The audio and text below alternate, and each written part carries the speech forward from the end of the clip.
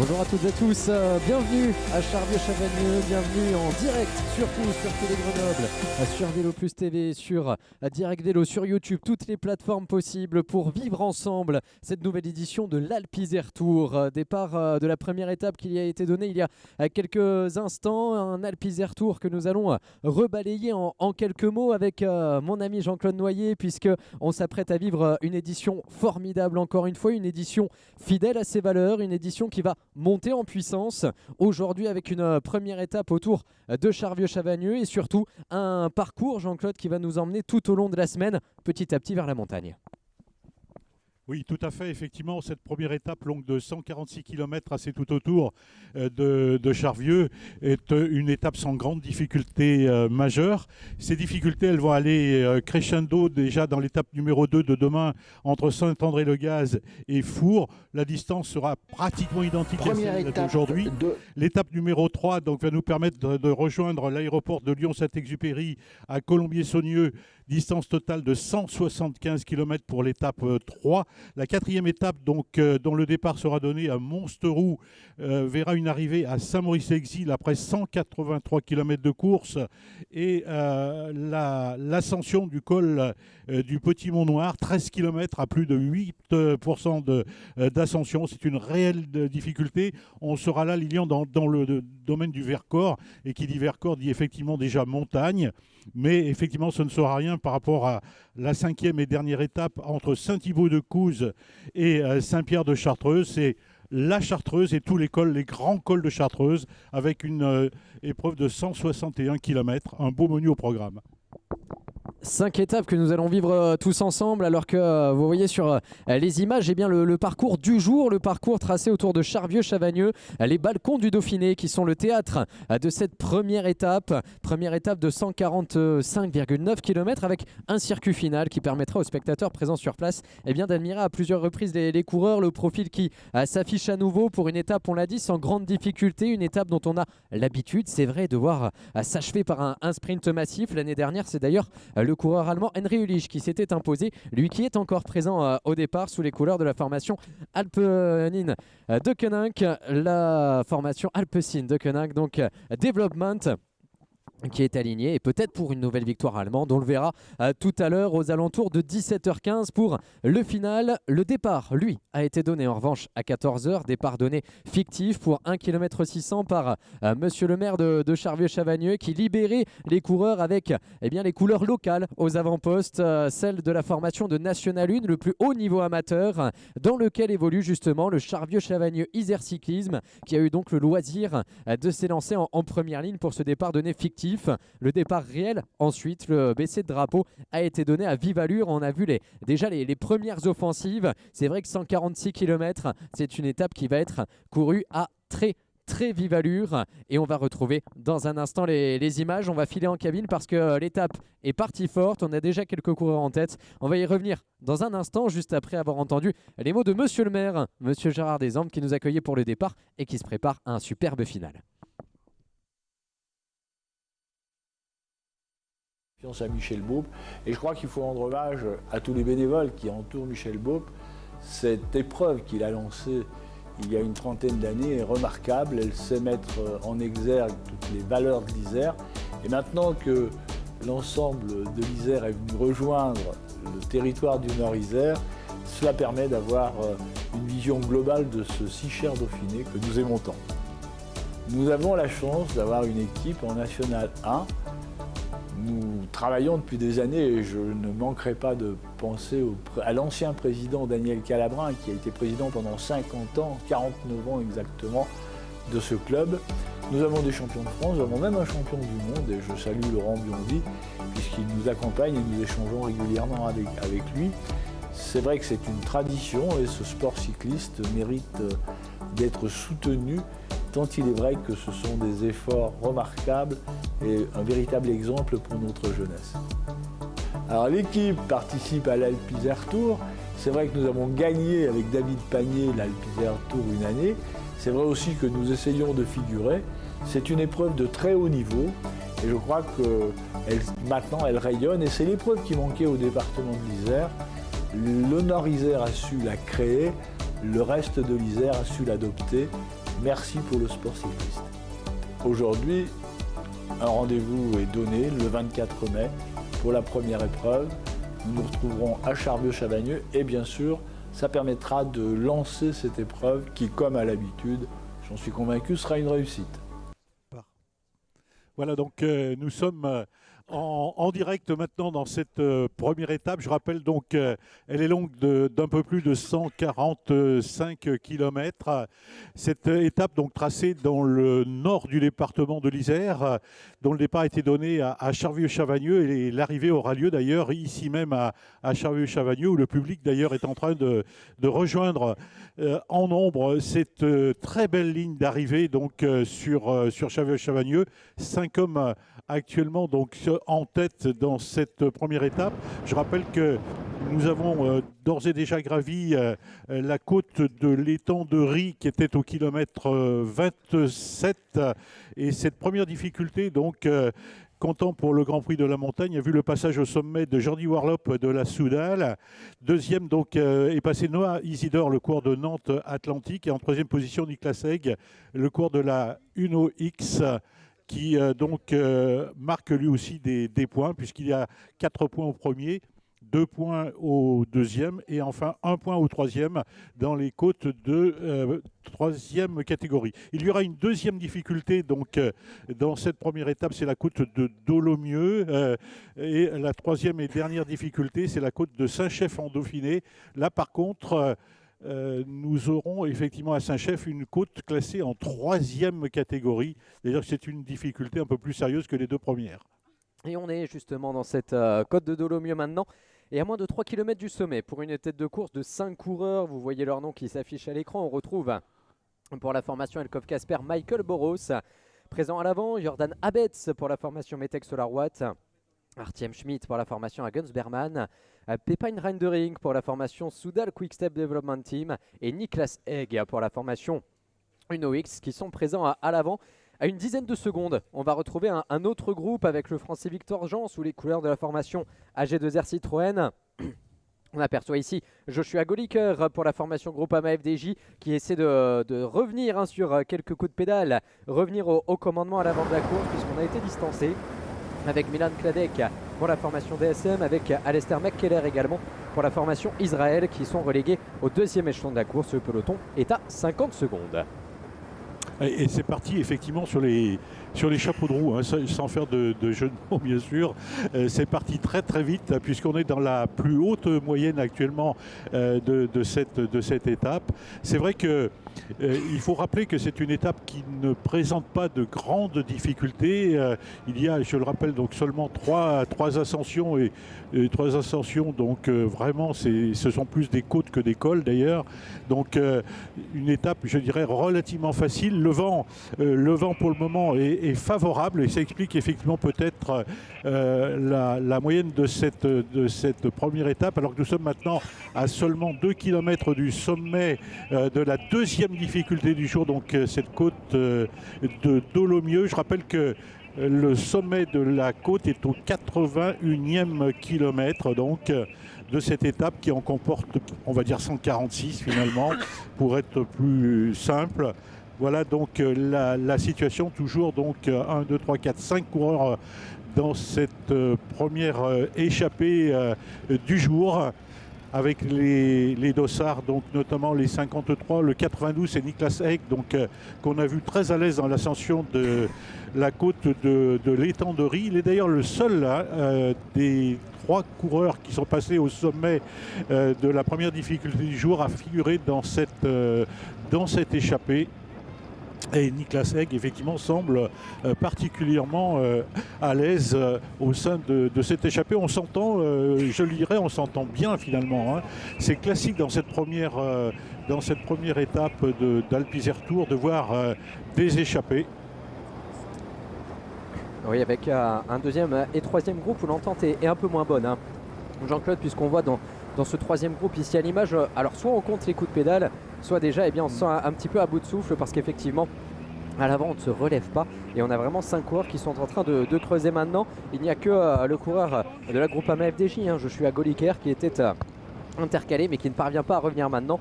On est ici au 3e niveau de la course avec Victor Jean, lui qu'on a vu briller sur le Tour du Beaujolais l'année dernière déjà sur les routes d'Auvergne-Rhône-Alpes, qui essaie de relancer la machine. Mais ici c'est loin d'être gagné parce que c'est vrai qu'à l'avant, eh bien, les relais sont appuyés. On retrouve justement ici un relais très important du côté de la formation Metec SolarWatt pour essayer de donner vie à cet échappé. C'est Jordan Abetz qui emmène le reste du groupe et on va certainement aller se disputer les points.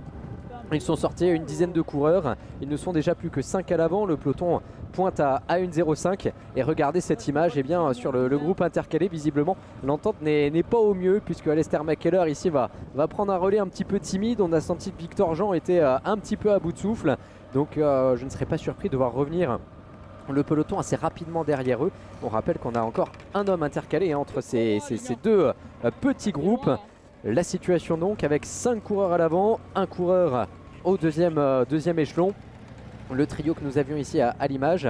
Et ici c'est bien le groupe de tête. Sacré effort de Joshua Goliker, Jean-Claude, que l'on aperçoit ici au fond pour la formation Groupama FDJ Continental, qui est finalement sur le point de revenir peut-être sur ce groupe de 5. Oui, tout à fait, effectivement. Donc la jonction est presque faite puisque l'écart est de quelques dizaines de mètres maintenant entre le quintet qui mène cette première étape. Donc peut-être la jonction dans quelques hectomètres, je pense maintenant. Donc toujours Niklas Egg qui fait un travail vraiment important au sein de cette échappée. Comme vous le voyez, donc l'écart entre les hommes de tête et le peloton est de 1 minute et 5 secondes, alors qu'il reste un peu plus de 65 km à parcourir avant l'arrivée. Voilà donc le passage au sommet. Passage au sommet avec le sprint, et c'est du côté de la formation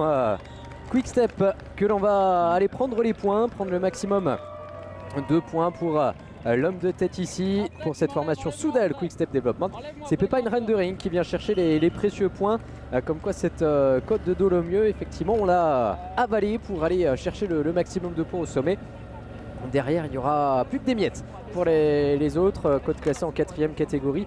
Mais c'est un moyen d'exister déjà dans ce classement, alors qu'on est déjà de retour avec le peloton qui vient de rentrer sur le trio de Victor Jean, notamment pour la formation AG2R Citroën. Kladek a été repris, McKellar a été repris. Ça va être un petit peu plus clair maintenant. 5 coureurs en tête. La jonction imminente, on l'espère pour lui. Pour le coureur de la formation Groupama FDJ Conti, c'est Joshua Goliker. Et derrière, eh bien, le regroupement qui s'est effectué avec un peloton qui vient à son tour passer le sommet, à peine 1 minute derrière l'échappée.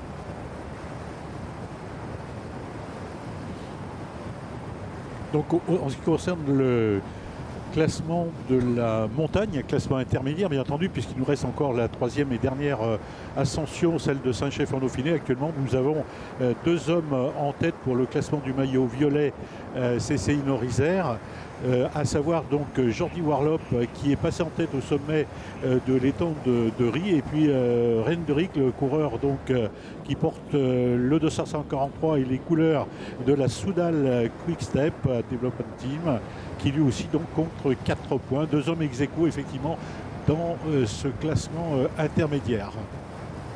Et les 2 hommes qui s'étaient fait un petit peu la peau pour aller chercher les points, qui ont hésité. Est-ce qu'on continue tous les deux? Est-ce qu'on attend nos anciens camarades d'échappée?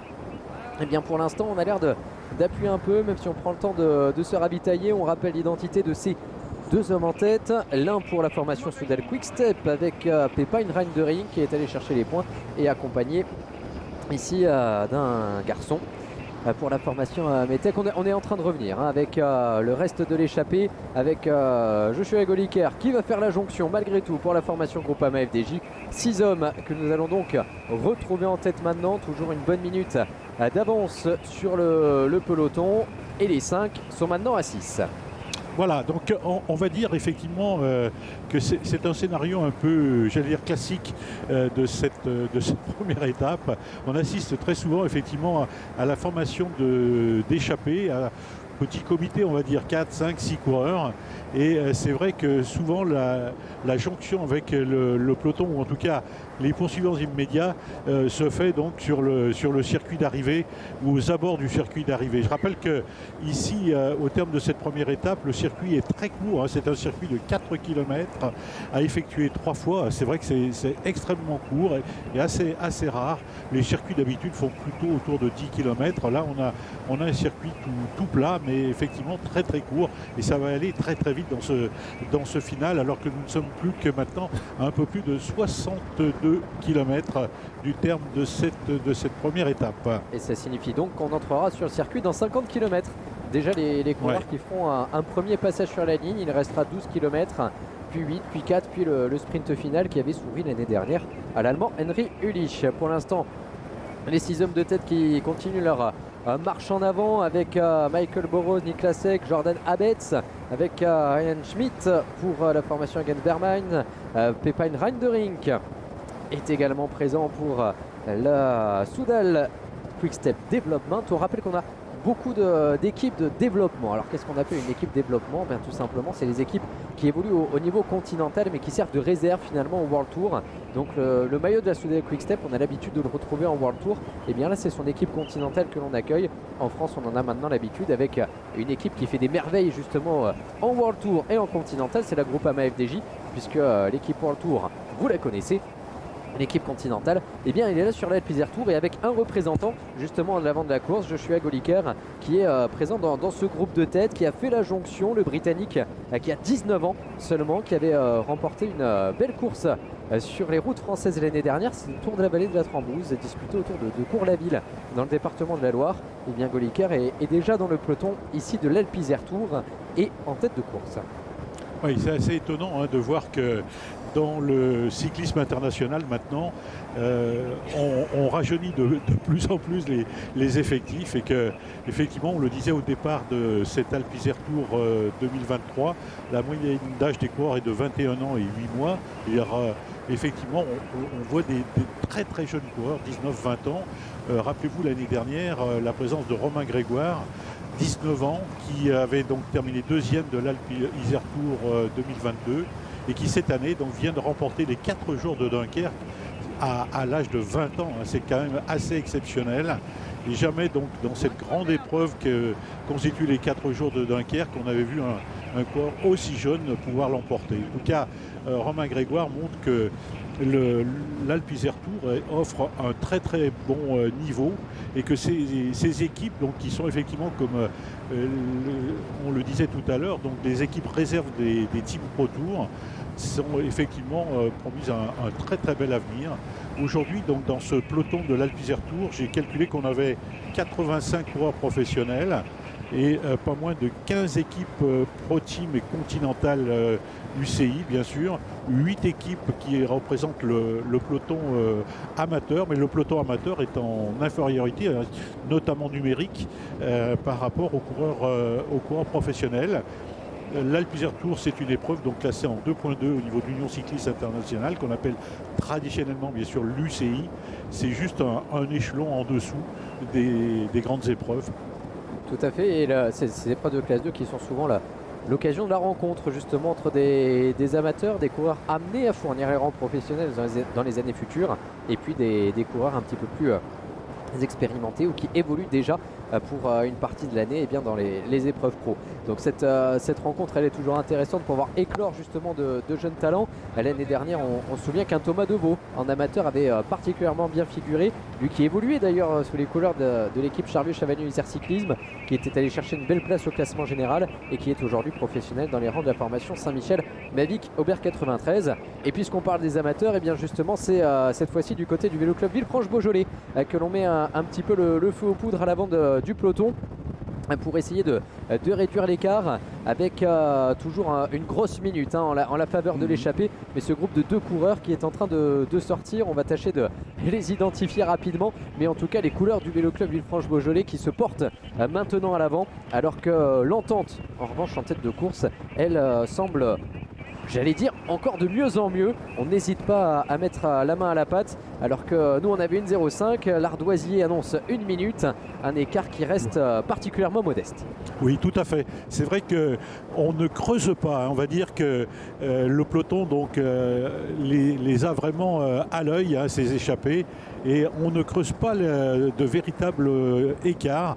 Dans des années précédentes, je me souviens qu'on avait eu des échappées avec 3-4 minutes. Là, c'est difficile, effectivement, de pouvoir prendre plus de la minute. Et je pense que les consignes au niveau des directeurs sportifs, effectivement, ont été claires. Ne pas laisser, effectivement, l'Alpe d'Isère Tour, je dirais, voir pratiquement un quasi-vainqueur dès la première étape. Et c'est tout à l'honneur des coureurs qui se rapprochent, il faut le dire, de Saint-Chef en Dauphiné. Donc Saint-Chef en Dauphiné, c'est la 3e difficulté du jour. Une côte qui est longue de 2 km 600, qui est classée en 3e catégorie. Et nous y serons maintenant dans quelques kilomètres, voire hectomètres. C'est vrai que c'est là aussi où vont se disputer les derniers points de la journée pour le Grand Prix de la Montagne. Je rappelle que ce Grand Prix de la Montagne, il est parrainé par la Chambre de commerce et d'industrie du Nord-Isère et que c'est un maillot distinctif de couleur violet que portera donc le leader ce soir ici sur la ligne d'arrivée à Charvieux-Chavagneux. Alors que le groupe intercalé qui est pointé à 1 minute est donc composé de 2 coureurs. Un Israélien avec Roy Van Berg, lui qui termine 6e d'étape sur les routes du Tour du Rwanda au début d'année. Et avec lui, le champion Auvergne-Rhône-Alpes amateur, c'est Anthony Chamra-Dumont. Lui qu'on avait vu briller sur le Tour de la Vallée Montluçonnaise sous les couleurs du Vélo Club Villefranche-Beaujolais. Champion Auvergne-Rhône-Alpes dont il ne porte pas les couleurs aujourd'hui. On est chez les professionnels malgré tout. Et donc il a dû conserver le maillot habituel du Vélo Club Villefranche-Beaujolais. Un coureur brillant en cyclocross également qui était rentré dans un top 10 de championnat de France et qui ici tente d'accompagner l'Israélien Roy Van Berg. Le peloton qui veille au grain juste derrière. Et la tâche qui s'annonce compliquée pour revenir sur cette échappée. Mais voilà, on essaye d'exister en tout cas dans cette première étape parcourue à vive allure. On voit qu'on n'a pas beaucoup débranché depuis le départ tout à l'heure donné à 14h. Et en tout cas du côté de la tête de course, on ne débranche absolument pas avec les relais qui tombent petit à petit. Le relais tout d'abord pour Artem Schmidt, l'américain qui appuie particulièrement ici son relais. 19 ans seulement, on parlait des très jeunes, et bien il en fait partie, lui qui avait brillé sur les routes croates du trophée du printemps d'Istrie. Très belle épreuve, à peu près du même niveau que l'Alpe d'Isère Tour, alors que l'on retrouve ici à l'image le Danois Niklas Egg pour la formation Unox. On rappelle que dans ce groupe, on retrouve également pour la Soudal Quick-Step Pepijn Reinderink qui a mis une option sur le maillot du meilleur grimpeur. Pour la Groupama FDJ, Joshua Goliker, le Britannique, qui est présent à l'avant de la course. Pour la formation Elkov Kasper, la République tchèque représentée par Michael Boros. Voilà un petit peu pour le tour d'horizon de cette échappée avec Artem Schmidt qui semble bien en jambes. Attention à ne pas trop en faire dans cette équipe Hagen Bermans. Facile à dire, en même temps il faut bien la faire vivre cette échappée. Et c'est vrai qu'avec 1 minute d'avance, eh bien, on ne peut pas trop compter les coups de pédale encore. Tout à fait. Hein. En tout cas, ce qu'il faut souligner, c'est le côté tout à fait international de cette épreuve, de ce tour qu'on appelle l'Alpe d'Isère Tour aujourd'hui. À preuve, cette échappée est composée de coureurs hollandais, tchèques, américains avec Schmidt, danois avec Niklas Egg, hollandais avec Abetz, anglais avec Goliker. Vous voyez que c'est vraiment une épreuve très très internationale. Il n'y a pas moins de 20 nations présentes au départ de cette 32e édition de l'Alpe d'Isère Tour, ce qui en prouve, je dirais, la valeur et la qualité d'ailleurs intrinsèque de cette épreuve. Et il est clair qu'on va effectivement chercher une victoire de prestige dans chacune de ces 5 étapes, en particulier cette première étape, puisque le vainqueur, il faut quand même le rappeler, portera ce soir le maillot jaune de leader, le maillot du département de l'Isère, unique partenaire donc de ce maillot de leader, alors que l'écart s'est sensiblement creusé, hein, Lilian, entre les hommes de tête et le peloton, 1 minute 15, et sur le deuxième groupe intercalé, donc il y a 1 minute, c'est-à-dire que Anthony Chamra-Dumont aura du mal à effectivement faire vivre sa tentative d'échapper. C'est vrai que vous le voyez, le peloton derrière est à quoi? À 200 mètres? À peine, hein, à peine pour Ouais. le peloton emmené par les grosses armadas de cet Alpizar Tour. Enfin, voilà, on se jauge un petit peu, c'est l'occasion cette première étape de voir comment répondent les jambes, notamment face aux équipes professionnelles. En tout cas pour l'instant c'est vrai que l'écart est plus que modeste, un écart qui reste modeste également vis-à-vis de la tête de course, hein. À peine plus d'une minute, ça ne pèsera pas lourd tout à l'heure si les sprinteurs décident de mettre en route. Mais ce groupe de 6 qui vit particulièrement bien, malgré tout on voit que tout le monde met la main à la patte, alors que tout le monde met la main à le vent, ce sera mieux comme ça. Alors que en tout cas le vent est aussi important aujourd'hui, puisqu'on a vu que ça soufflait et on le voit, hein, dans cette échappée les relais tombent rapidement, on est vraiment sur la partie droite de la route, l'éventail qui se crée pour essayer de s'abriter au maximum, de récupérer entre chaque relais. Mais à 6 forcément eh bien, on récupère moins bien qu'à 120, et le peloton ils sont encore 120 avec les crocs justement pour en découdre tout à l'heure. Chapeau quand même à ces deux garçons qui font une belle apparition donc intercalée. Anthony Chamra-Dumont, on le rappelle, pour le Vélo Club Villefranche-Beaujolais, et avec son collègue d'échappée maintenant, Roy Van Berg, l'Israélien de 22 ans.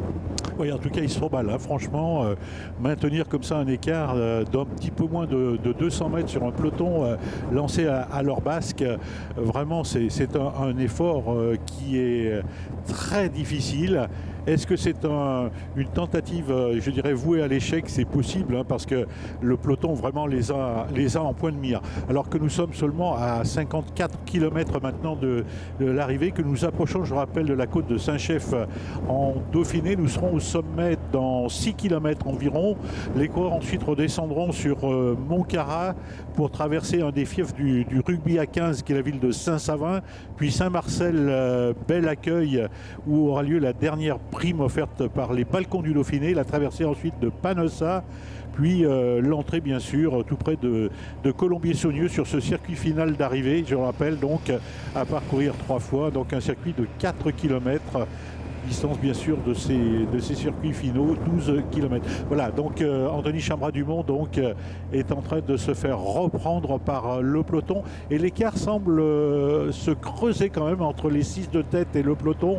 On nous indique là donc 1 minute 30, hein, Lilian. Et le signe, c'est justement que les véhicules de directeurs sportifs commencent à monter à hauteur de l'échappée. Le petit point réglementaire, hein, puisque les véhicules des directeurs sportifs, les véhicules d'équipe représentés à l'avant, peuvent aller voir leurs coureurs à partir du moment où il y a 1 minute d'écart. Donc là on a jugé que l'écart était de plus d'1 minute et qu'il allait le rester, vu qu'on commence à avoir les directeurs sportifs qui montent à hauteur de l'échappée. En revanche, à l'avant du peloton, attention aux petites cassures, hein. On voit un gros groupe qui est en train peut-être de sortir. On avait quelques mètres d'écart, on a pris un petit peu le vent derrière, on a vu des coureurs sprinter pour revenir dans la roue, et l'écart qui est d'1 minute 30, est-ce qu'il va rester longtemps? Ça on le verra, mais en tout cas là c'est dommage, on avait une dizaine de coureurs peut-être pour peser, c'est peut-être trop, on s'observe un peu encore. C'est vrai qu'on se retourne trop, à mon avis, hein.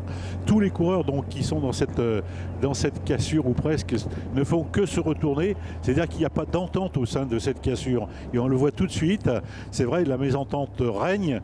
Et c'est la raison pour laquelle, effectivement, donc, ce groupe aura beaucoup de difficultés à creuser l'écart, à moins que un ou deux coureurs ne s'en extirpent. Mais c'est vrai que quand on veut effectivement partir, il faut aller la chercher, hein. C'est vrai que l'échappée, ça se fait pas comme ça, et il est clair que là on voit le peloton qui veille au grain, hein, tout simplement. C'est vrai que on a laissé filer un groupe de 6, et ce sont 6 coureurs solides, hein, bien entendu, 6 coureurs qu'il va falloir aller chercher dans les derniers kilomètres. En tout cas, l'entente au sein de l'échappée est parfaite.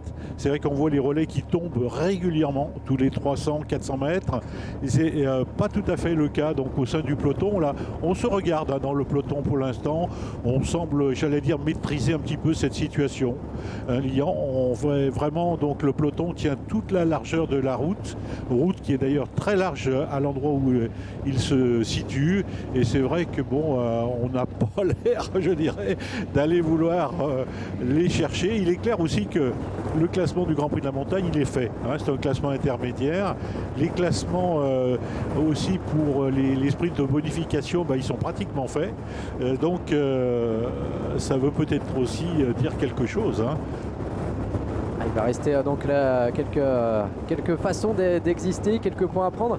Mais c'est vrai qu'on le voit ici, cette hésitation, c'est Lennart Van Edvelt qui était ressorti pour la formation Lotto Destiny. Lui qu'on voit régulièrement évoluer en World Tour avec l'équipe Lotto que vous connaissez là aussi. On est avec l'équipe Conti sur cette Alpe Isère Tour, mais Lennart Van Edvelt qui est redescendu d'un petit niveau. Lui qu'on avait vu terminer aux portes du top 20 sur la Flèche Wallonne, même sur les classiques ardennaises, 15e du Tour de Catalogne, qui ici s'est jaugé un petit peu, puis finalement personne ne l'a accompagné. On s'est relevé et on va laisser à nouveau filer cette échappée. 51 km de l'arrivée, 1 minute 30, on laisse un petit peu de vie encore, alors qu'on a vent de côté sur cette portion et qu'on aura vent de face tout à l'heure pour remonter en direction de Charvieux-Chavagneux, remonter vers le nord. C'est important effectivement de le souligner, alors que les coureurs ont traversé Arcis, petite localité avant la traversée donc du village de Saint-Chef en Dauphiné. Très très beau village d'ailleurs, entre parenthèses, avec une remarquable abbatiale. Et voilà donc l'ascension de cette dernière difficulté du jour, l'ascension de Saint-Chef en Dauphiné, la patrie de Frédéric Dard bien sûr. Dont un musée a été ouvert et inauguré, et puis la patrie aussi de la famille Seigné, bien connue dans le milieu du cinéma. Très beau village de Saint-Chef en Dauphiné qui accueille donc aujourd'hui les coureurs, les 133 coureurs, puisqu'ils étaient 133 à prendre le départ de cette première étape à Charvieux-Chavagneux il y a quelques quarts d'heure. Toujours donc une nouvelle cassure maintenant en tête de course. Vous voyez que les hommes de tête sont dans la difficulté. Derrière, on est sur le plat encore. Voilà, donc les 6 coureurs de tête maintenant dans l'ascension de cette côte classée en 3e catégorie. Et c'est la côte de Saint-Chef, 3e catégorie. Ça veut dire qu'on va attribuer donc un nombre de points bien entendu supérieur aux côtes précédentes qui étaient classées elles en 4e catégorie. Avec une montée sèche, 2,5 km, 6% de pente moyenne, mais on le voit ici, là, quand je dis 6%, c'est bien la moyenne. Ici, on le voit, les coureurs qui butent un peu dans la traversée de Saint-Chef, toujours 1 minute 30 d'avance, 50 km de l'arrivée. Et là, c'est vrai que le seul objectif de cette échappée, c'est vraiment d'aller se disputer les points au sommet. On va rappeler sur les sprints précédents que Jordi Warloop était passé en tête du côté de la côte de l'étang de Rie, que Pepijn Rendering qui était allé chercher les points sur la 2e ascension répertoriée du jour, et ici donc 3e et dernière opportunité de la journée pour aller marquer les points. On fait le travail en tête du côté pour l'instant d'Artem Schmidt, l'américain de la formation Hagens Berman, alors que du côté du peloton on attaque fort également cette ascension sous l'impulsion des coureurs de la formation DSM non représentés à l'avant, alors que chez Soudal Quick-Step on a vraiment des fourmis dans les jambes, parce que outre la présence de Rendering à l'avant, et bien derrière on voyait beaucoup de coureurs qui essayaient de sortir. On avait encore 2 représentants de cette équipe qu'on avait vu se porter aux avant-postes, et ça me fait toujours rire de voir les assistants dans ces ascensions. C'est vrai que c'est le moment privilégié pour passer les bidons, mais pour certains coureurs, pas sûr qu'on ait la force de tendre le bras pour en attraper un au moment où les coureurs se dressent sur les pédales pour aller chercher les hauteurs de Saint-Chef. Voilà, tout à fait. Nous rapprochons bien sûr du sommet de cette dernière difficulté. Dans 1 kilomètre, donc, les 6 hommes de tête seront au sommet. Il est à noter que Jordi Warloop, qui était passé en tête au sommet de l'étang de Rie, n'est plus dans l'échappée, n'est pas dans cette échappée. C'est dire que Rendering a toutes les chances de pouvoir marquer des points pour le classement intermédiaire du Grand Prix de la montagne, tout simplement. Maillot violet de la CCI Nord-Isère. Et pourquoi pas effectivement marquer un maximum de points, sachant que dans cette dernière difficulté du jour, l'homme de tête qui passera en tête au sommet marquera 6 points, le deuxième 4 points, le troisième 2 points et le quatrième enfin un petit point. Vous voyez, donc côte de 3e catégorie, il y a 4 coureurs qui entrent dans le classement du Grand Prix de la montagne, alors qu'il n'y en avait que 3 pour les côtes précédentes classées en 4e catégorie. Voilà les coureurs donc au dernier kilomètre de cette difficulté, de cette ascension. La côte de Saint-Chef en Dauphiné. C'est un petit peu compliqué ici du côté de la formation Soudal Quick-Step. Alors, on est à quel niveau? On est au deuxième échelon de la course, invisiblement. Alors que Federico Savino donc, est en train d'être distancé. Il avait tenté de sortir, visiblement intercalé. Et à l'avant de la course, moi j'étais assez épaté par le coup de pédale d'Artiem Schmidt qui vraiment emmenait ce groupe de tête, emmenait eh bien, cette volonté d'aller chercher les points. C'est lui qui assure toujours le tempo en tête avec en deuxième position les couleurs de la formation à Gunsberman pour Jordan Abetz. En troisième position Joshua Gelliker. Pour l'instant donc c'est toujours l'Américain qui fait le tempo pour aller peut-être refaire les points. Qui va surgir? Pepijn Rendering qui a l'air très bien également. On va arriver au sommet de cette côte. Ça doit être le panneau des 500 mètres que l'on aperçoit ici à droite. Voilà, 500 mètres encore avant le sommet, avant les 6 points à aller chercher. Rendering qui se retourne. C'est vrai qu'il ne faudrait pas trop se regarder, voir revenir le peloton pour aller chipper les points. Nous en revanche on voit que les Isérois sont sortis sur le bord de la route dans cette côte de Saint-Chef pour encourager les coureurs. Et Rendering qui reprend le relais justement avec juste dans sa roue le coureur danois de la formation Inox, Niklas Egg. Et on s'observe beaucoup pour les points. La formation Elkov Kasper représentée par Michael Boros. On essaie de récupérer un petit peu du côté américain. Il doit rester 300 mètres et c'est véritablement l'enjeu pour cette échappée d'aller chercher le maillot distinctif de meilleur grimpeur. Oui, tout à fait. Hein. Sachant que Niklas Egg aussi est intéressé par ce classement, puisqu'il était troisième du premier classement au sommet de l'étang de Rie. Et Rendering qui est sorti pour aller faire les points pour la formation Soudal Quick-Step développement. Voilà, pour aller chercher ce maillot de meilleur grimpeur. Pepijn Rendering. 5e d'étape déjà l'année dernière sur l'Alpizer Tour. Et bien ici on ne va pas pouvoir lui contester. Il va aller chercher les 6 points et le maillot de meilleur grimpeur à condition de finir l'étape évidemment. On n'en doute pas trop, on lui souhaite. Niklas Egg passe en 3e position. Juste entre, on avait notre Américain Artiem Schmidt. Et derrière eh bien, tout le monde tient bon, tout le monde accroche la roue. Toujours 1 minute 25 d'avance et un premier maillot distinctif qui est joué sur cette première étape. Exactement, effectivement. On peut d'ores et déjà dire que Wester Rendering, s'il termine bien sûr, on va le lui souhaiter, cette première étape, emportera effectivement le maillot violet et il portera ce maillot de la CCI Norizère ici à Charvieux-Chavagneux, terme de cette première étape longue, je le rappelle, de près de 146 km. On revoit le ralenti sur les hauteurs ici, comme on est sorti presque trop facilement pour Wester Pepijn Rendering qui est allé chercher les points, je ne vais pas dire sans difficulté, il fallait emmener le braquet sur les hauteurs, mais les 6 points sont pour lui. Niklas Egg en prend 4, Artiem Schmidt en prend 2, Jordan Abetz en prend 1, Pepijn Rendering repartira donc ce soir bien couvert avec au moins un maillot distinctif. Voilà, et 10 points dans la musette. 10 points dans la musette. Et à noter, parce qu'il me semble qu'on a un classement de la combativité qui est plus qu'un classement de la combativité, c'est presque un classement du combiné, vu qu'on va réunir finalement les points marqués dans les sprints, les points marqués sur les différentes ascensions. Donc là aussi, on pourrait peut-être exister de cette façon pour Rendering qui gentiment vient pousser Michael Boros pour le remettre dans les roues. Donc on se balade un peu pour l'instant alors que l'on traverse la commune de Montcarrat. Voilà, tout à fait. Donc Montcarrat, c'est le pied de la côte en fait de Saint-Chef quand on la prend de l'autre côté.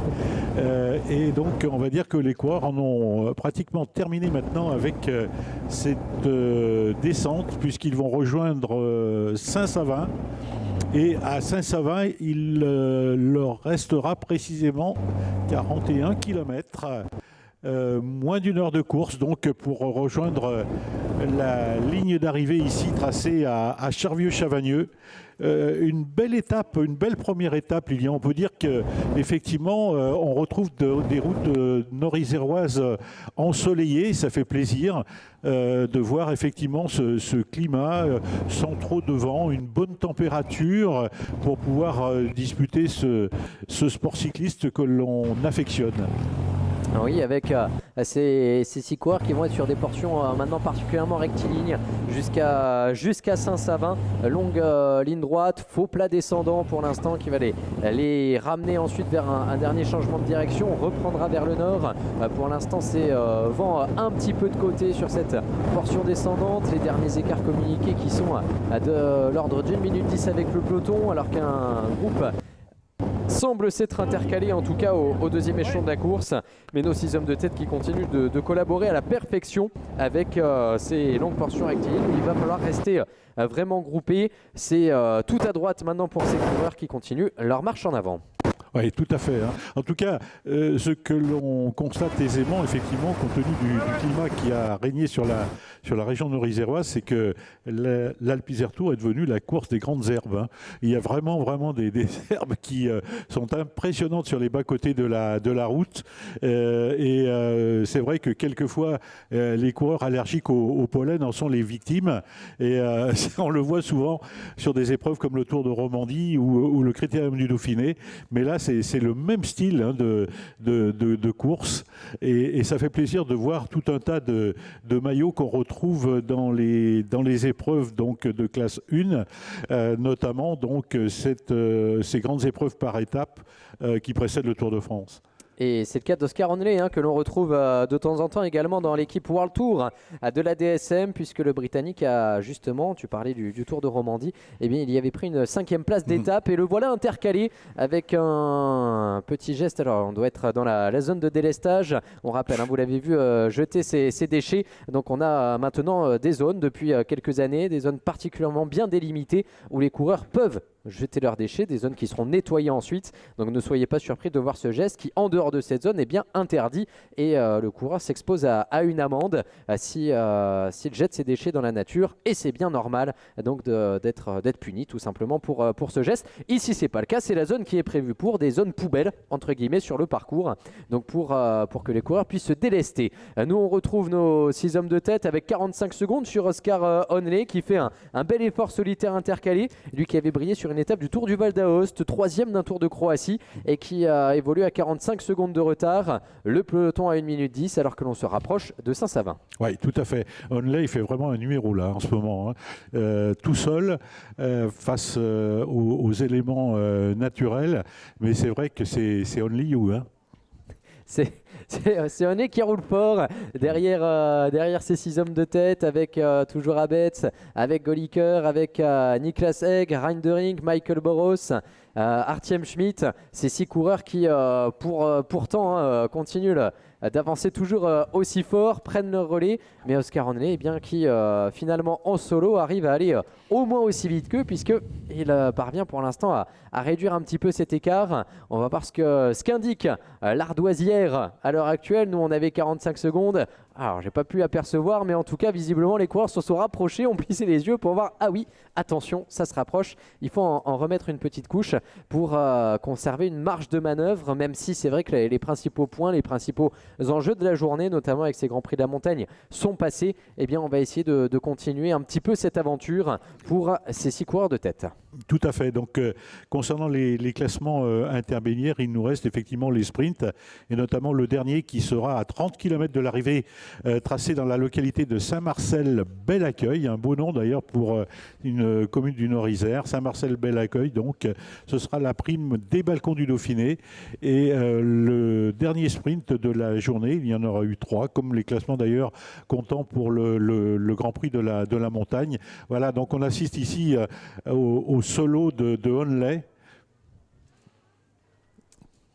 Et Oscar Onley donc qui ici relance sur ce léger faux plat montant, alors que l'on va retrouver quelques mots effectivement avec les collectivités partenaires, puisqu'on a de temps en temps quelques petites coupures réseau. Vous le voyez, on passe par le réseau téléphonique tout simplement pour vous proposer ce live. On va donc, avant de retrouver la meilleure qualité possible, retrouver quelques mots des collectivités d'accueil. Les Balcons du Dauphiné, c'est une intercommunalité de 47 communes et d'environ 80 000 habitants. Les élus ont décidé de travailler à un projet de territoire ambitieux et à la définition de politiques publiques assumées. La mise en valeur et le développement des Balkans du Dauphiné passe aussi par le soutien aux événements d'envergure qui assurent une promotion au-delà de nos limites territoriales avec l'appui fort des services de l'intercommunalité.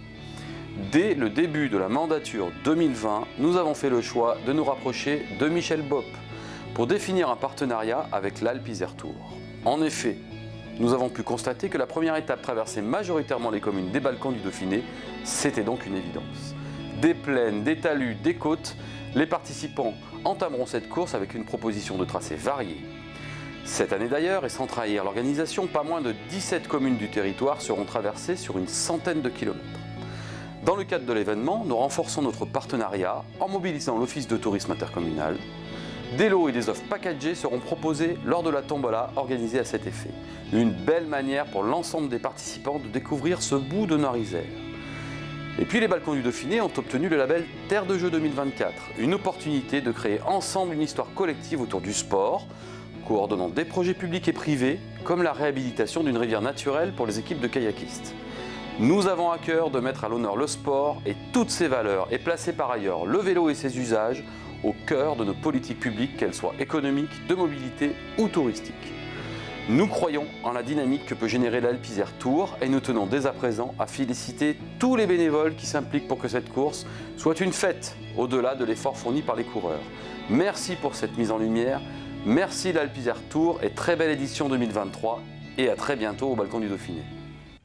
Eh bien nous on a envie de dire merci aussi à Monsieur Brenier, président de la communauté de communes des Balkans du Dauphiné, territoire qui nous accueille aujourd'hui pour cette première étape traditionnelle dans les Balkans du Dauphiné qui aborde maintenant, Jean-Claude, déjà ces 40 derniers kilomètres. Hein. Exactement, oui, moins d'une heure pour rejoindre la ligne d'arrivée. C'est le programme donc réservé aux coureurs et puis à vous aussi, spectateurs. On va peut-être, Lilian, faire le point donc des sprints intermédiaires. Parce qu'il y avait des sprints et à chaque sprint, il y a des bonifications. Il serait intéressant peut-être de donner quelques informations sur les 2 premiers sprints. Oui, puisque Michael Boros était allé chercher les points et les 3 secondes de bonification dans la traversée de Saint-Victor-de-Morestel au kilomètre 57. Donc de précieux points pour le classement des sprints intermédiaires. Victor Jean prenait 2 points, Milan Gradek prenait 1 point. Des coureurs qui étaient dans l'échappée tout à l'heure, qui n'y sont plus. En revanche, du côté du sprint en or disputé au kilomètre 72, eh bien Jordan Abetz est allé chercher 4 points, il est toujours à l'avant de la course. Artem Schmidt a pris 2 points, Michael Boros avait pris le dernier point. Effectivement, Michael Boros est bien lui toujours dans l'échappée. Ce n'est plus le cas de Victor Jean. Ce n'est plus le cas de Kladek, mais Michael Boros, donc, qui doit être en tête de ce classement maintenant avec 4 points. On attend les dernières informations pour les différents sprint classements. Et puis, il y aura les points à l'arrivée également pour le maillot distinctif. Un vainqueur aujourd'hui qui repartira avec plusieurs maillots puisqu'il sera logiquement premier leader de l'Alpe Isère Tour, qu'on aura les points du classement du meilleur sprinter également. Voilà pour ce qui attend les coureurs, alors que pour la situation de course, alors qu'on est plus qu'à 25 km du premier passage sur la ligne, attention, dans 25 km, les coureurs seront dans Charvieux-Chavagneux pour les 3 dernières réalisations. Eh bien, le groupe de tête est toujours à 6. Michael Boros, Niklas Segg, Jordan Abetz, Artem Schmidt, Pepijn Rendering, Joshua Goliker qui prend un petit raccourci ici sur la gauche, qui a vu juste et qui vient se repositionner à l'avant de ce groupe. Ouais, et qui provoque d'ailleurs une petite cassure, donc il faut effectivement faire un effort pour assurer la jonction avec les 4 hommes de tête. En ce qui concerne donc le classement au temps, si je ne me trompe pas, Lilian, Boros donc aurait à mon avis 4 secondes de bonification, d'accord, et Abetz 3 secondes. Ces 2 coureurs sont toujours dans cette échappée. Tout à fait, donc ça signifie que non seulement si l'échappée va au bout, eh bien ils auront un petit temps d'avance sur leurs camarades, scénario qui reste peu probable, mais s'ils terminent dans le peloton, eh bien mine de rien ils iront chercher un beau classement général, puisque si on en termine en sprint massif et que tout le monde a le même temps, eh bien finalement le jeu des bonifications se mettra en place, donc on pourra aller chercher une 2e, 3e, 4e place du classement général ce soir.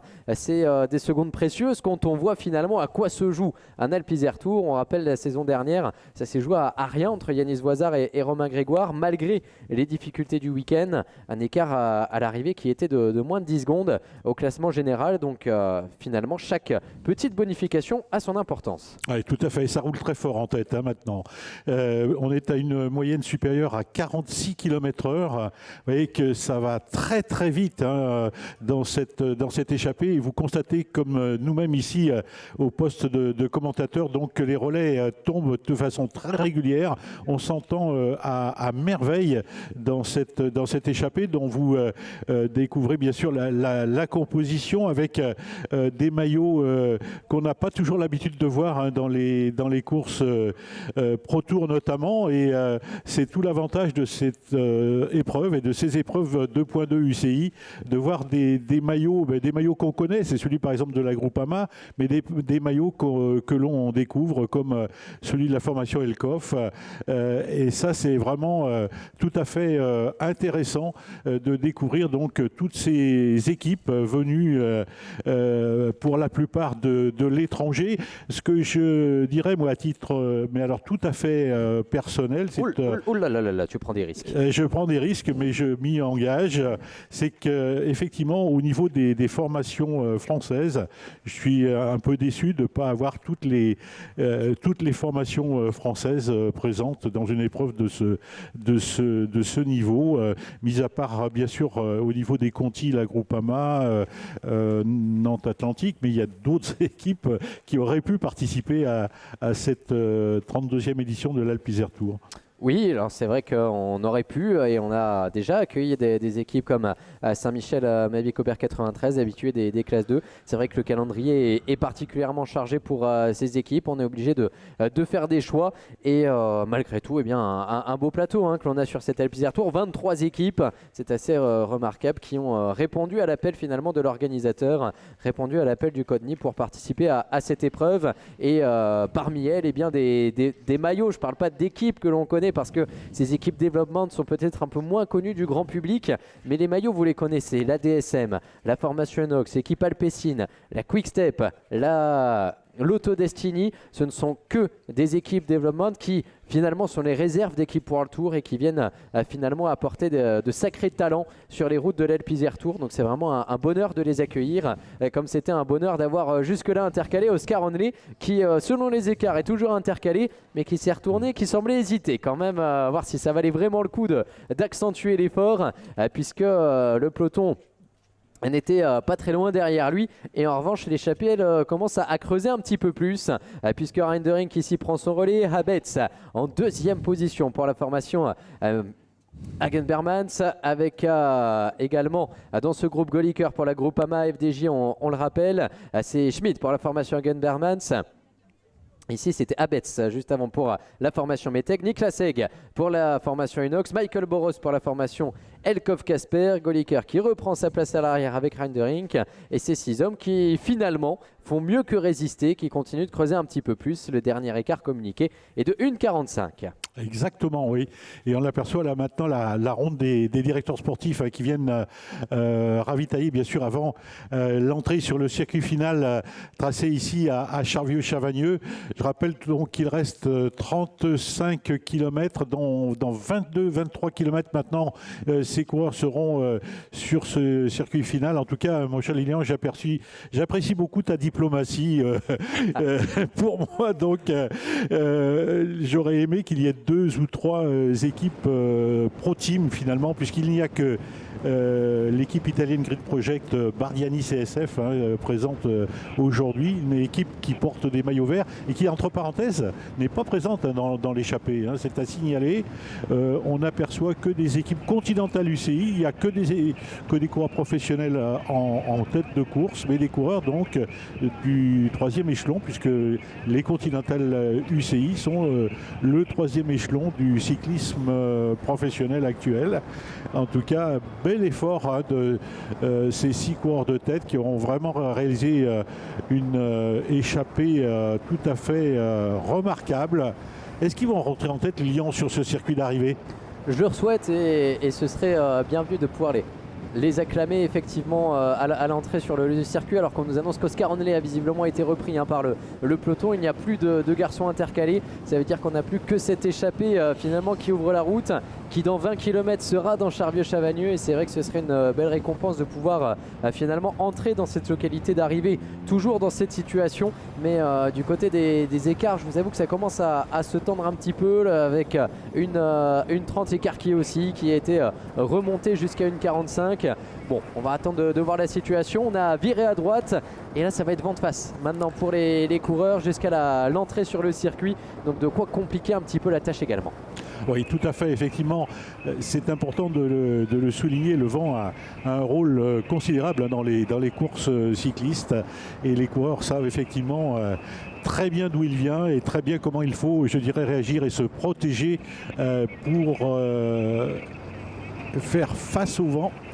Là, j'aperçois effectivement une voiture qui me paraît bien mal placée, tout près, ou en tout cas trop près de cette échappée de tête qui est à 32 km 600 maintenant de l'arrivée. Avec Reindering, je crois qu'il était surtout descendu à sa voiture, qui avait un peu de mal à revenir, qui du coup en profitait peut-être pour prendre un peu l'aspiration de la voiture commissaire. Donc pour l'instant, Pepijn Reindering, on le voit, hein, dès qu'on se laisse décrocher un petit peu pour aller à la voiture, il faut fournir cet effort, vent de face pour revenir dans les roues. Donc la tâche de cette échappée qui s'annonce bien compliquée, on commence à voir quelques signes, je ne veux pas dire de lassitude, mais c'est vrai qu'on voit qu'on est sur des portions toujours roulantes, hein. La route est vraiment un billard, on est sur des grosses routes, mais le vent qui a son importance. Et voilà, Reindering qui attendait la voiture, cette fois-ci c'est bien la formation Soudal Quick-Step et son directeur sportif qui est revenu à sa hauteur. Et donc pour l'instant Goliker que l'on retrouve à l'image avec Michael Boros, Saint-Marcel Bel Accueil.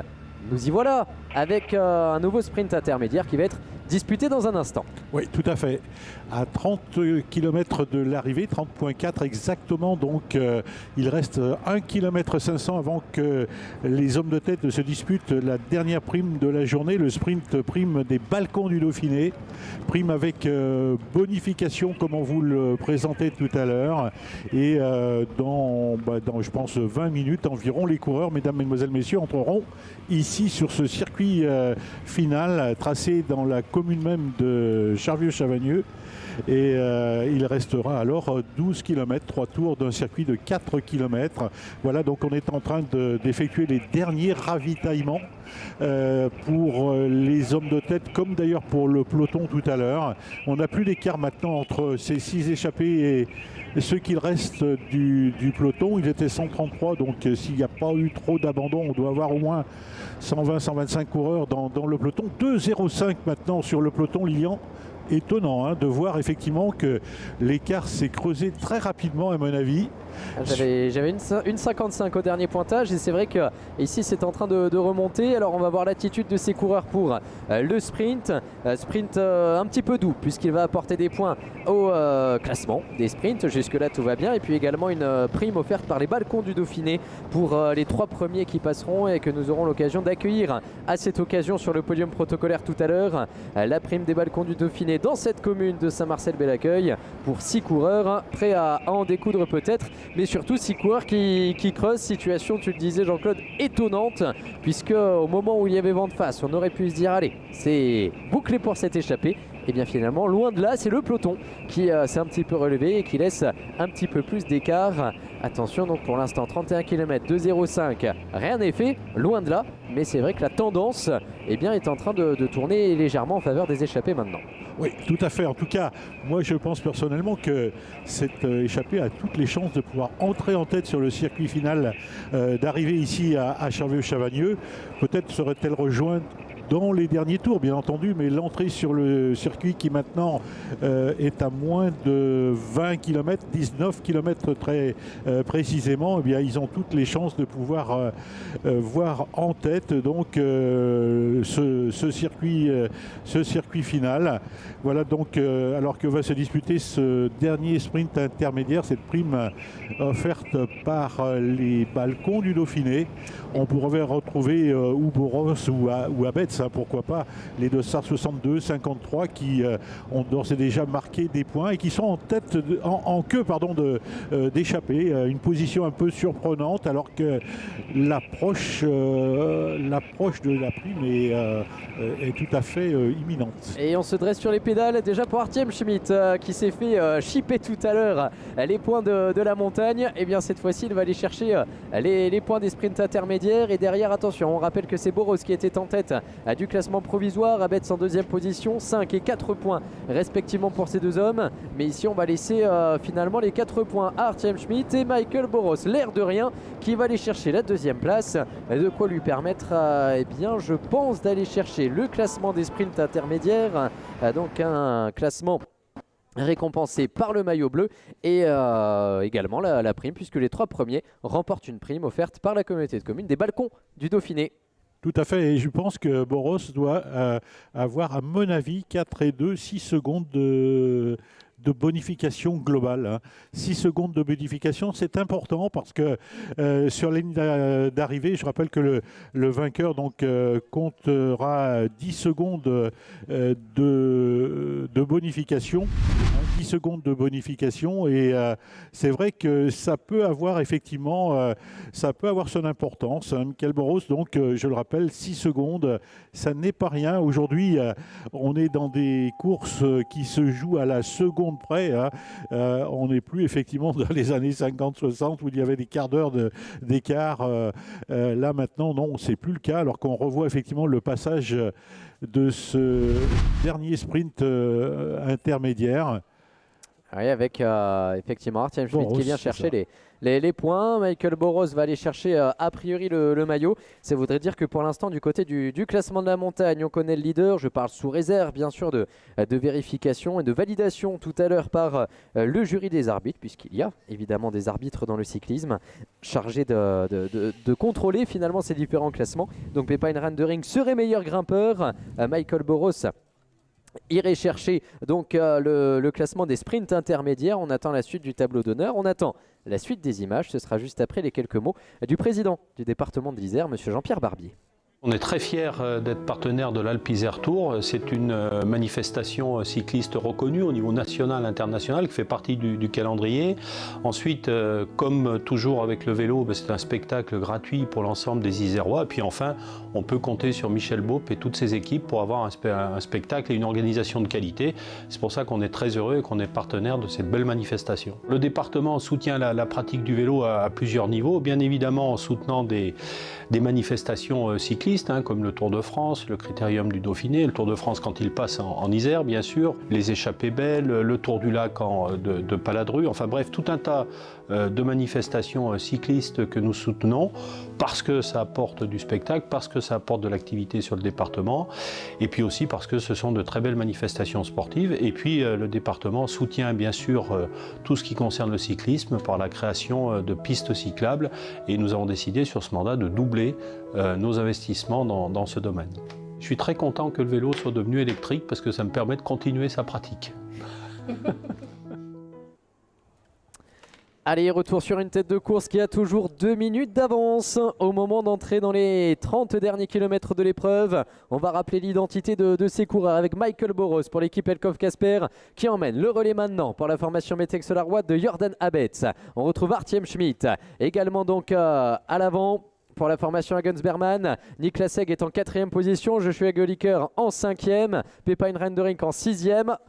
Ah non, mais non, ce serait dommage de commencer à perdre un petit peu ses nerfs. On a vu la discussion entre Goliker et Rendering, visiblement parce que le jeune coureur de l'équipe Groupama FDJ ne voulait pas se repositionner ici. Ou alors est-ce que Rendering essayait de sauter le relais? Je n'ai pas bien vu. En tout cas, on a vu un petit échange qui n'était pas en tout cas des compliments pour l'un et l'autre. Et c'est vrai que c'est dommage parce qu'avec 2 minutes d'avance, il y a vraiment une réelle chance. Peut-être pas d'aller au bout, mais en tout cas dans les derniers kilomètres de batailler pour conserver cette avance sur le peloton et aborder en tête donc le circuit final. Oui, tout à fait, effectivement. Il serait dommage que la bonne entente donc, qui semblait régner au sein de cette échappée, eh bien, cette bonne entente soit mise à mal dans les derniers kilomètres, alors que les coureurs traversent la localité de Panossa actuellement. Donc nous sommes, je le rappelle, dans les derniers kilomètres, puisque Panossa est à 27 kilomètres de l'arrivée. Ça veut dire donc à 15 km très précisément de l'entrée sur ce circuit final de Charvieux-Chavagneux. Vous voyez qu'on se rapproche maintenant à grands pas de l'entrée sur ce circuit et on ne ménage pas ses efforts en tête de course. On ne ménage pas ses efforts, mais le peloton lui aussi, donc même s'il ne semble pas réellement réagir, eh bien maintient donc un écart situé autour des 2 minutes. 2 minutes, donc si effectivement les coureurs ont encore 2 minutes à l'entrée sur le circuit alors qu'il ne restera plus que 12 km, ils pourraient entrevoir effectivement une victoire finale ici à Charvieux-Chavagneux, pourquoi pas, hein, pourquoi pas. Je dirais que la course, elle va à mon avis se décanter dans ces 15 derniers kilomètres qui précèdent l'entrée sur le circuit final de Charvieux-Chavagneux. On va voir quelle est réellement la position du peloton. Il y a certes en tête 6 échappés, 6 équipes différentes, 6 équipes professionnelles, une seule formation française, la Groupama. C'est vrai que c'est une belle échappée, Lilian, hein, qui nous est proposée aujourd'hui. Une belle échappée avec des coureurs de talent qui n'ont pas hésité à se dévoiler dès la première étape. C'est vrai qu'un garçon comme Jordan Abetz aurait pu attendre un petit peu plus tard dans la semaine pour se porter aux avant-postes. Eh bien non, dès cette première étape, dès le mercredi, eh bien on vient chercher cette première échappée. 2 minutes d'avance à 25 km de l'arrivée avec Abetz qui ferme la marche ici. Schmitt est juste devant lui. On vient reprendre le relais du côté de Niklas Egg, le Danois. Le relais maintenant pour Pepijn Reindering, le Néerlandais de la formation Soudal, le relais de Joshua Gelliker, le Britannique de la Groupama FDJ, Artjem Schmitt à son tour pour la formation Hagen Bermans, Jordan Abetz positionné juste derrière. Voilà des relais qui tombent rapidement, même sur cette portion descendante, des relais les plus courts possibles pour aller finalement le plus loin possible. Oui, tout à fait, hein. Et maintenant, on est entré, ou en tout cas, nous allons entrer dans les 20 derniers kilomètres, dans la zone où il n'y aura plus de ravitaillement assuré, plus d'informations des directeurs sportifs, puisque les directeurs sportifs ravitaillent, mais informent aussi et donnent des consignes. Et cela peut effectivement être riche d'informations, mais peut-être aussi lourd de conséquences. Toujours donc 2 minutes, c'est l'écart entre l'échappée et le peloton. L'écart est maintenu en définitive depuis de très très nombreux kilomètres, pratiquement comme des métronomes, hein, finalement. Et c'est vrai qu'aujourd'hui, c'est un peu ce cyclisme moderne qui nous présente donc des épreuves vraiment régulées, où on voit des écarts maîtrisés pratiquement à la seconde près, hein. C'est assez impressionnant de voir comment le cyclisme moderne a pu évoluer au fil des années. Oui, bonne question de savoir si l'écart est vraiment maîtrisé de la part du peloton. Alors on les a un petit peu perdus de vue, hein, avec un écart de 1,45 hein, au dernier pointage. Donc on maîtrise, mais attention à ne pas trop prendre de risques, à ne pas laisser plus de marge maintenant. Il faut vraiment le réduire rapidement, cet écart, alors qu'on appelle la voiture. Qu'est-ce qui se passe pour Artjem Schmitt? Est-ce que c'est juste peut-être un dernier ravitaillement avant d'entrer dans ces fameux 20 derniers kilomètres où on n'aura plus le droit d'avoir l'assistance de son véhicule? En tout cas, pour l'instant, on continue ces relais avec Pepijn Reindering pour la Soudal Quick-Step. Niklas Egg est en 2e position et le compteur de la moto à 50 km/h. Voilà, sur ces portions plates. On le disait tout à l'heure, on était à plus de 46 km/h de moyenne. Et bien la moyenne ne va plus baisser maintenant au fur et à mesure que l'on se rapproche de l'entrée sur le circuit final. Une entrée à prévoir dans une 12aine de kilomètres. Oui, tout à fait. Ça tombe très très vite, effectivement, en tête de course. La question, Lilian, qu'on peut se poser réellement, c'est de se dire, quel serait l'écart qu'il faudrait pour que cette échappée puisse rejoindre la ligne d'arrivée. Tu connais le théorème de Robert Chapat? Je connais le théorème de Robert. Bien, Robert Chapat qui avait été pour les passionnés de cyclisme, alors coureur cycliste, puis commentateur sportif, journaliste sportif sur les routes du Tour de France. Bon, on ne donnera pas l'année, ça ne va pas te rajeunir Jean-Claude. Mais Robert Chapat qui nous disait, tout simplement, c'est 10 secondes, c'est 1 minute par tranche de 10 km. Exactement. Donc il faudrait 2 minutes à 20 km de l'arrivée. Et si on n'y est déjà plus. Donc selon le théorème, on est mal parti. Oui, tout à fait, tout à fait. Et c'est vrai que ce théorème de Robert Chapat, il est très souvent évoqué par les commentateurs du milieu cycliste. Hein. Je trouve qu'aujourd'hui, les choses ont quand même sensiblement évolué. Et quand Robert disait que c'était 1 minute tous les 10 km, moi je pense qu'aujourd'hui, ça va plus vite. Il faisait référence effectivement à un cyclisme des années 50, 60, Robert, et avec tout le respect bien sûr qu'on lui doit. Et je crois qu'aujourd'hui, les choses ont sensiblement évolué et on voit des coureurs qui maintenant roulent à 50, 55, 60 km/h dans les derniers kilomètres. C'est vrai qu'on s'aperçoit qu'aujourd'hui, les choses, là aussi, ont changé. Oui, et attention, encore une fois, dans les derniers kilomètres, à l'attitude, surtout des coureurs. On a trop vu finalement des coureurs s'observer, compter les coups de pédale et finalement condamner eux-mêmes leur échappée. Alors que ici, l'écart semble remonter à 1,50. On rappelle donc ces 6 coureurs qui sont en tête depuis un bon moment maintenant. Ils étaient sortis à une dizaine et puis on a été distancé pour 3-4 coureurs. Joshua Gulliker avait été distancé à un moment puis finalement revenu tout seul à la pédale. On le retrouve ici à l'image avec les couleurs de l'équipe Groupama FDJ Continental. Il fait une belle entrée en matière dans cet Alpe-Isère Tour, mais à 22 km de l'arrivée, bien l'écart de 1 minute 50 qui nous laisse pour l'instant dans le plus grand suspense à 10 km de l'entrée dans le circuit final, 10 km surtout du premier passage sur les lignes. Oui, tout à fait. 10 km, donc ça veut dire dans 12-13 minutes maintenant, on apercevra très certainement ces 6 hommes de tête sur le premier passage sur la ligne d'arrivée ici tracé à Charvieux-Chavagneux, sachant que l'écart qui nous est communiqué est de 1 minute et 50 secondes. C'est-à-dire qu'effectivement le peloton a repris quand même quelques secondes, mais pas suffisamment pour espérer revoir en moins de 10 km maintenant les 6 coureurs de tête. Donc c'est une partie effectivement de manivelle qui se propose à vous et c'est une partie qui est vraiment passionnante. Je dirais que ce final, c'est 2 morceaux, donc 10 km avant le circuit final d'arrivée, puis 12 km avec ces 3 fois 4 km dans ce dernier circuit.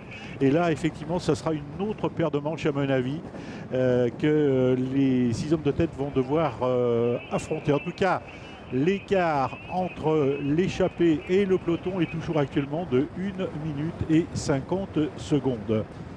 1 minute 50 au moment d'entrer dans les 20 derniers kilomètres. Et avant effectivement ce final, on va peut-être faire un rapide topo sur ce qui nous attend tout au long de la semaine, puisque l'ensemble des étapes seront diffusées avec les 60 derniers kilomètres en moyenne que vous pourrez vivre sur les antennes de Télé Grenoble, sur la chaîne YouTube de Black Hole, notre agence qui réalise les images de l'Alpe-Isère Tour. Vous pouvez retrouver également le signal sur Direct Vélo, sur Vélo Plus TV, la nouvelle plateforme de la Fédération Française de Cyclisme pour la diffusion et la promotion justement de ces épreuves. Donc rendez-vous et donnez les prochains jours. Demain pour un début de streaming à partir de 14h, un début de diffusion pour la dernière heure et demie de l'étape qui arrivera à Four.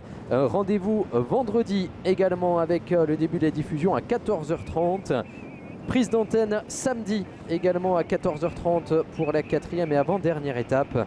Et puis on passera un petit peu plus de temps ensemble encore dimanche, puisque nous prendrons l'antenne à partir de 13h45 pour les 2h30 de fin de course, d'une fin de course qui se jugera à Saint-Pierre-de-Chartreuse pour le grand final de l'Alpe-Isère Tour. Voilà, j'espère que vous avez tout noté. Nous, en tout cas, on y sera pour vous faire vivre cette édition 2023 de l'Alpe-Isère Tour, dont la première étape entre déjà dans les 20 derniers kilomètres.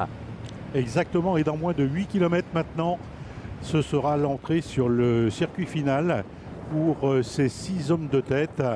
Vraiment donc une belle échappée avec un passage de relais qui est parfait. L'entente semble effectivement excellente au sein de ce groupe. Il faut dire qu'ils ont peut-être tout intérêt à, disons, s'entendre et coordonner leurs efforts, parce qu'au bout de la ligne droite, il y a des victoires d'étape, il y a tout un tas de maillots, et en particulier bien sûr le maillot jaune. Si cette échappée va au bout, ben, on est sûr et certain que le premier maillot jaune il sera au cœur de l'échappée, bien entendu.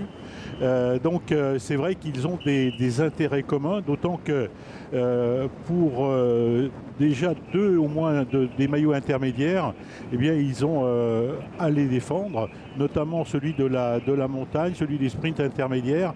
Il faut, pour que ces maillots soient attribués, que les coureurs, bien sûr, franchissent la ligne d'arrivée.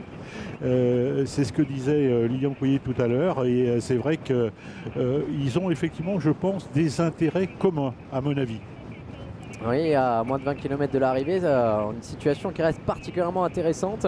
Je ne vais pas dire inattendu, mais c'est vrai que dans le peloton, alors les infos que l'on a, c'est que c'est l'équipe de Charvieux-Chavagneux qui emmène justement ce peloton pour tenter de réduire l'écart. Alors bonne nouvelle pour tous les passionnés, notamment les locaux qui attendent leur équipe leader de 2 pieds fermes pour l'arrivée.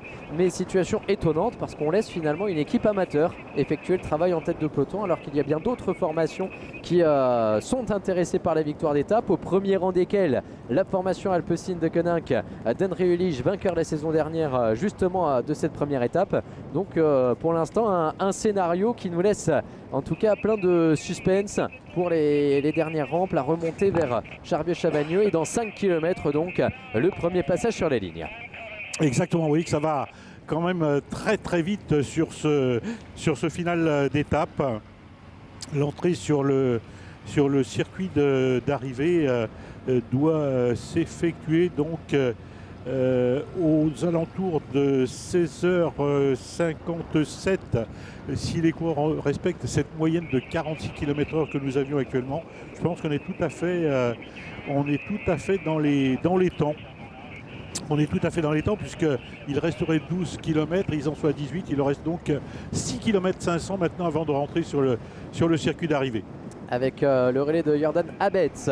On rappelle donc pour la formation Mettek Solar Watch, le néerlandais de 21 ans, lui qui avait brillé sur le Tour des Carpates. On retrouve ici à l'image Artiem Schmidt pour la formation Hagen Bermans, le groupe AMA FDJ derrière sur les épaules de Joshua Gulliker. La Soudal Quickstep représentée par Pupine Rendering, qui est maintenant quasiment assuré du maillot de meilleur grimpeur. Des relais qui tombent toujours aussi vite. J'ajoute à cette composition Niklas Egg ici à l'avant avec les couleurs de la formation NOX. Le relais juste à l'instant de Michael Boros, le tchèque de la formation Elkov Kasper. 1 minute 25. Attention, c'est descendu d'un seul coup sur les dernières informations que nous recevons. En tout cas, les coureurs devraient entrer en tête sur le circuit, devraient passer la ligne donc dans cette situation de course, et derrière il restera dans les rues de Charvieux-Chavagneux 3 réalisations de 4 km à effectuer pour aller se jouer la victoire, la première victoire d'étape de cette édition 2023.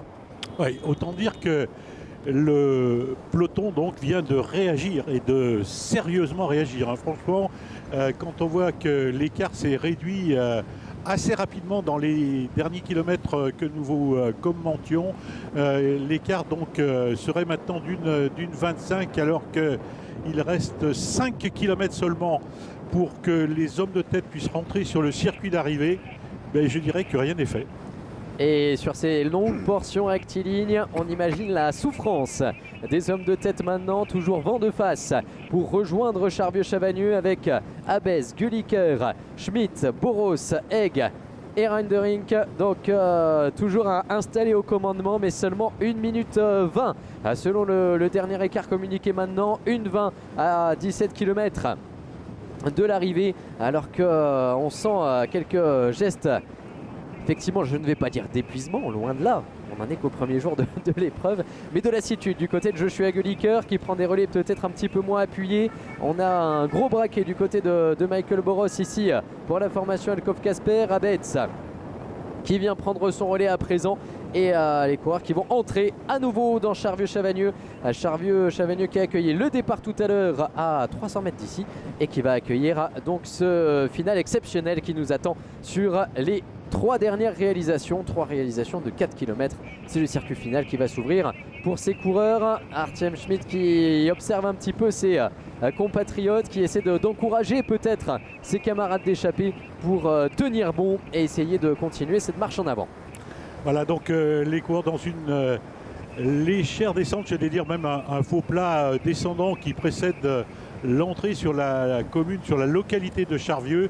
Et toujours donc cet écart qui ne bouge pas. Dernière information donc entre les 6 coureurs de tête et le peloton, une 25, alors qu'on fait remonter maintenant les voitures dépannage neutres. Nous sommes dans les 16 derniers kilomètres, donc alors que les coureurs entrent dans Charvieux-Chavagneux. Nous sommes à 4 km maintenant de ce premier passage sur la ligne d'arrivée ici à Charvieux-Chavagneux. Voilà donc un gauche-droite très difficile à prendre, en tout cas que les coureurs viennent d'aborder parfois sur le bitume, d'autres sur le béton, mais en tout cas pas de bobo, pas de casse dans cette échappée. On a vraiment affaire à de véritables artistes hein, sur leur vélo. Et ces coureurs donc, qui sont habitués, j'allais dire, pratiquement au quotidien à vivre ce genre d'épreuves, font merveille.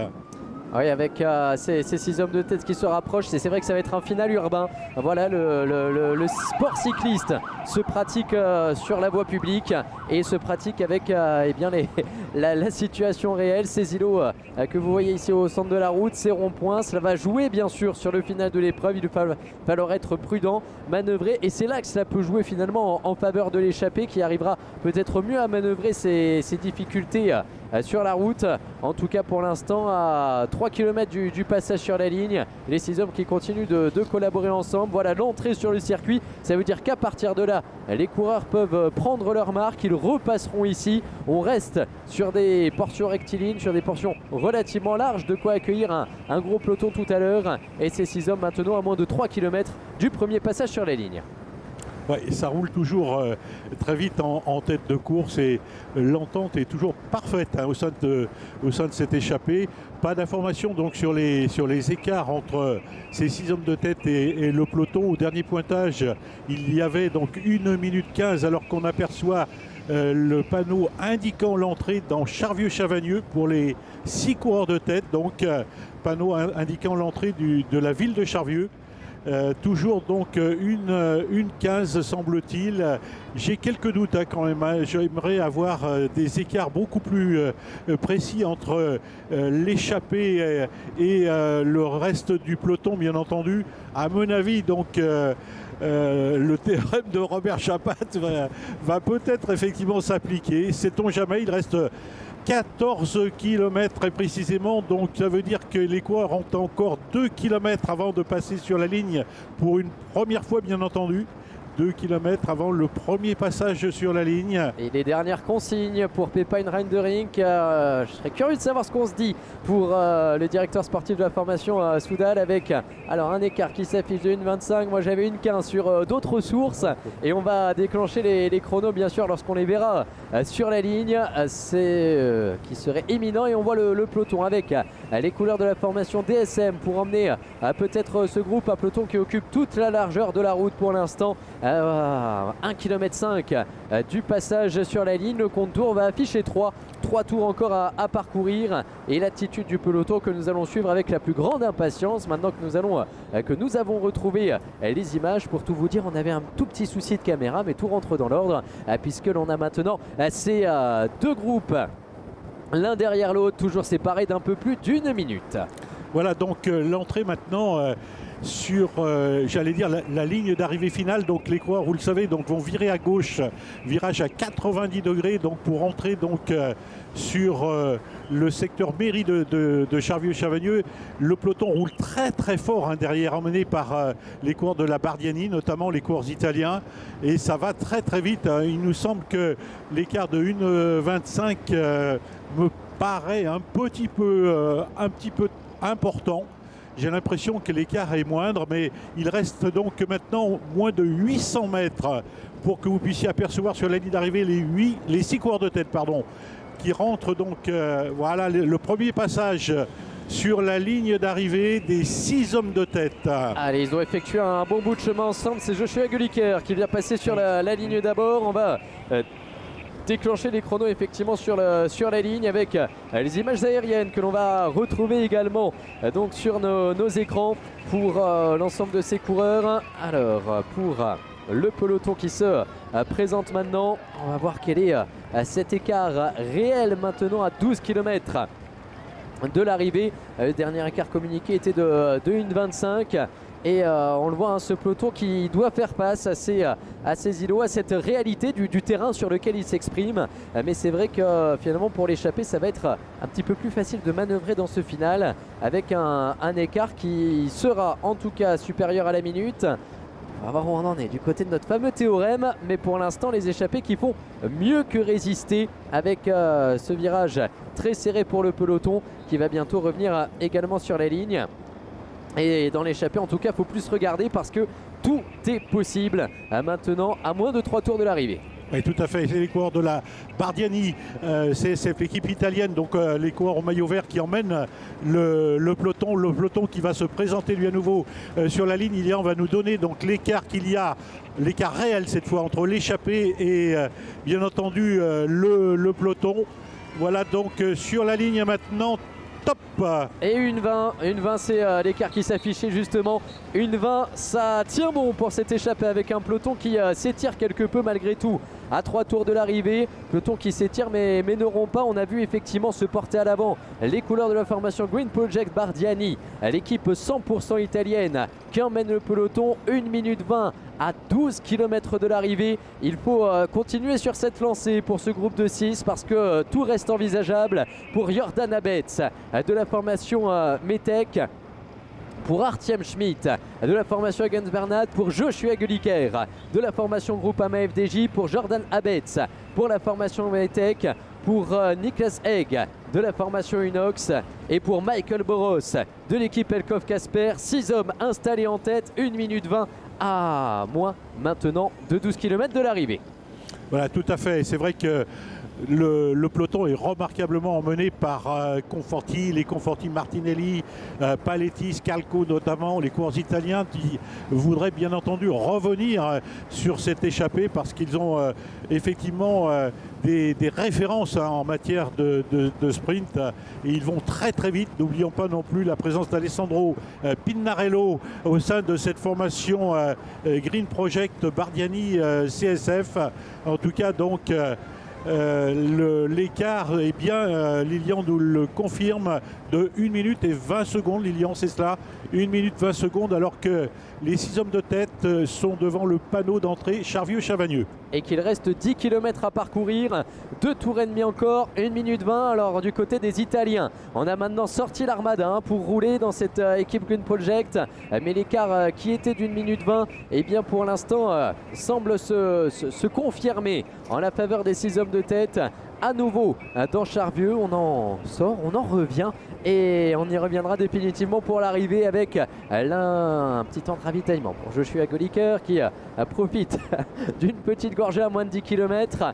Mais attention, encore une fois, il faut vraiment que tout le monde participe ici parce que ça roule très fort. À l'avant-garde du peloton, la formation Green Project et les premiers coureurs de la formation Alpecin de Koninck également qui viennent se repositionner à l'avant, peut-être pour mettre sur orbite le vainqueur de l'année dernière, Henry Ulich, qui s'imposait à Charvieux, qui vient se repositionner à l'avant, bien calé derrière ses coéquipiers. Et par rapport à l'image que l'on a vue il y a quelques minutes, eh bien le peloton était tiré. Tout à l'heure, il occupait toute la largeur de la route.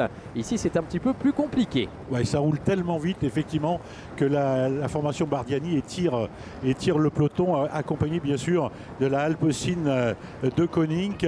Et ces deux formations n'étant pas effectivement présentes à l'avant, c'est la raison pour laquelle on les retrouve en têtes de peloton, c'est eux qui effectivement assurent l'essentiel du travail, alors que les 6 coureurs de tête vont revenir sur un groupe de coureurs attardés.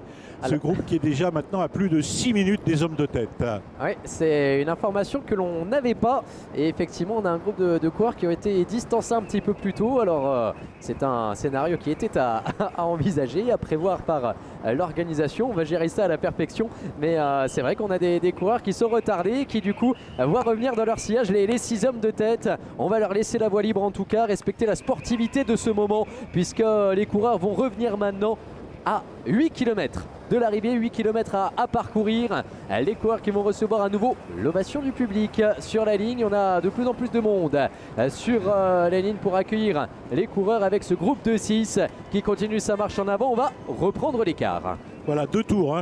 Nous sommes à 2 tours maintenant de l'arrivée, puisque je rappelle que le tour développe 4 km très précisément, alors que les 6 hommes de tête viennent de passer devant nous et très précisément sur la ligne. L'avant-dernier tour donc est commencé pour l'échappée. L'écart semble être maintenu. Non, l'écart s'est réduit à mon avis. Alors on est ici avec le groupe de coureurs distancés, attention. Ouais. Et c'est là que ça va jouer, parce que le peloton qui va peut-être pas y voir très clair non plus, on l'a ici le peloton. Donc les chronos qui continuent de tourner, on va les retrouver. Alors l'écart semble bien avoir diminué. On va voir précisément de combien. Ça fait 30 secondes que les échappés sont passés sur la ligne maintenant, et on n'aperçoit toujours pas le peloton. Le voilà donc pour cette fois-ci le passage aux 200 mètres. Allez, l'écart qui sera peut-être d'1 minute, mais pas plus. Et 1 minute à 8 km, le théorème tient bon, hein. Attention avec cette équipe Green Project qui tient bon, le chrono qui s'affiche justement sur l'écran. Et le passage des coureurs, il y a toujours 1 minute, on n'a perdu que 20 secondes en 4 km. Et il en reste moins de 8. Et il en reste moins de 8. Ouais, il en reste moins de 8, je crois que le peloton va avoir quelques difficultés à rejoindre cette échappée matinale. En tout cas, vraiment, les coureurs, les 6 hommes de tête nous auront vraiment proposé un remarquable spectacle aujourd'hui tout autour de Charvieux-Chavagneux. C'est vrai que vraiment, on n'attendait pas un tel scénario ici. On pensait plutôt à une arrivée massive au sprint, mais il n'en sera rien, vraisemblablement. Alors qu'un coureur donc semble avoir quelques difficultés, à mon avis, c'est Harim Schmidt. Oui, c'est Harim Schmidt qui... Alors, soyez bluff, attention à cette phase de course. On est en train de laisser partir Michael Boros et Jordan Abetz. Reindering qui se laisse décrocher également. Moins de 7 km de l'arrivée. Ah, c'est dommage, il y avait encore 1 minute. Qu'est-ce qui peut se passer maintenant pour cette échappée?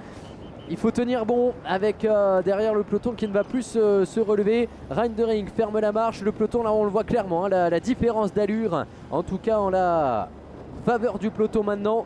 La tendance qui semblait bonne, mais ici, on a un round d'observation qui est pas au bon moment. Ce qu'on peut dire, Lilian, c'est que c'est plus l'entente cordiale qui règne au sein de cette échappée. Il y a peut-être trop d'enjeux d'ailleurs pour cette échappée. Je rappelle que, outre la victoire finale, il y a tout un tas de maillots, donc, et notamment le maillot de leader, le maillot jaune, mais aussi le maillot de la montagne, le maillot des points, etc. Et c'est vrai qu'il y a tellement d'enjeux que peut-être ça perturbe l'évolution de cette échappée. En tout cas, j'ai peur que l'écart, alors que les hommes de tête sont au panneau indiquant Charvieux-Chavagneux, j'ai peur que les hommes de tête voient leur avance fondre comme neige au soleil. Eh bien, il va nous rester une dernière opportunité, en tout cas, de prendre l'écart sur le passage au son de la cloche, avec le sacré travail pour la formation Green Project lancée derrière cette échappée.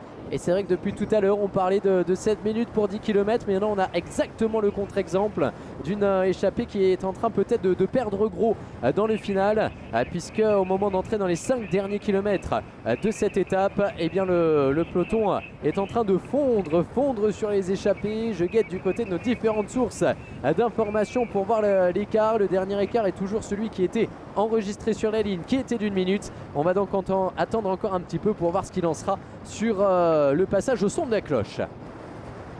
Exactement, oui, ça roule Ça roule très fort au sein de ce peloton qui à nouveau reprend la largeur totale de la chaussée.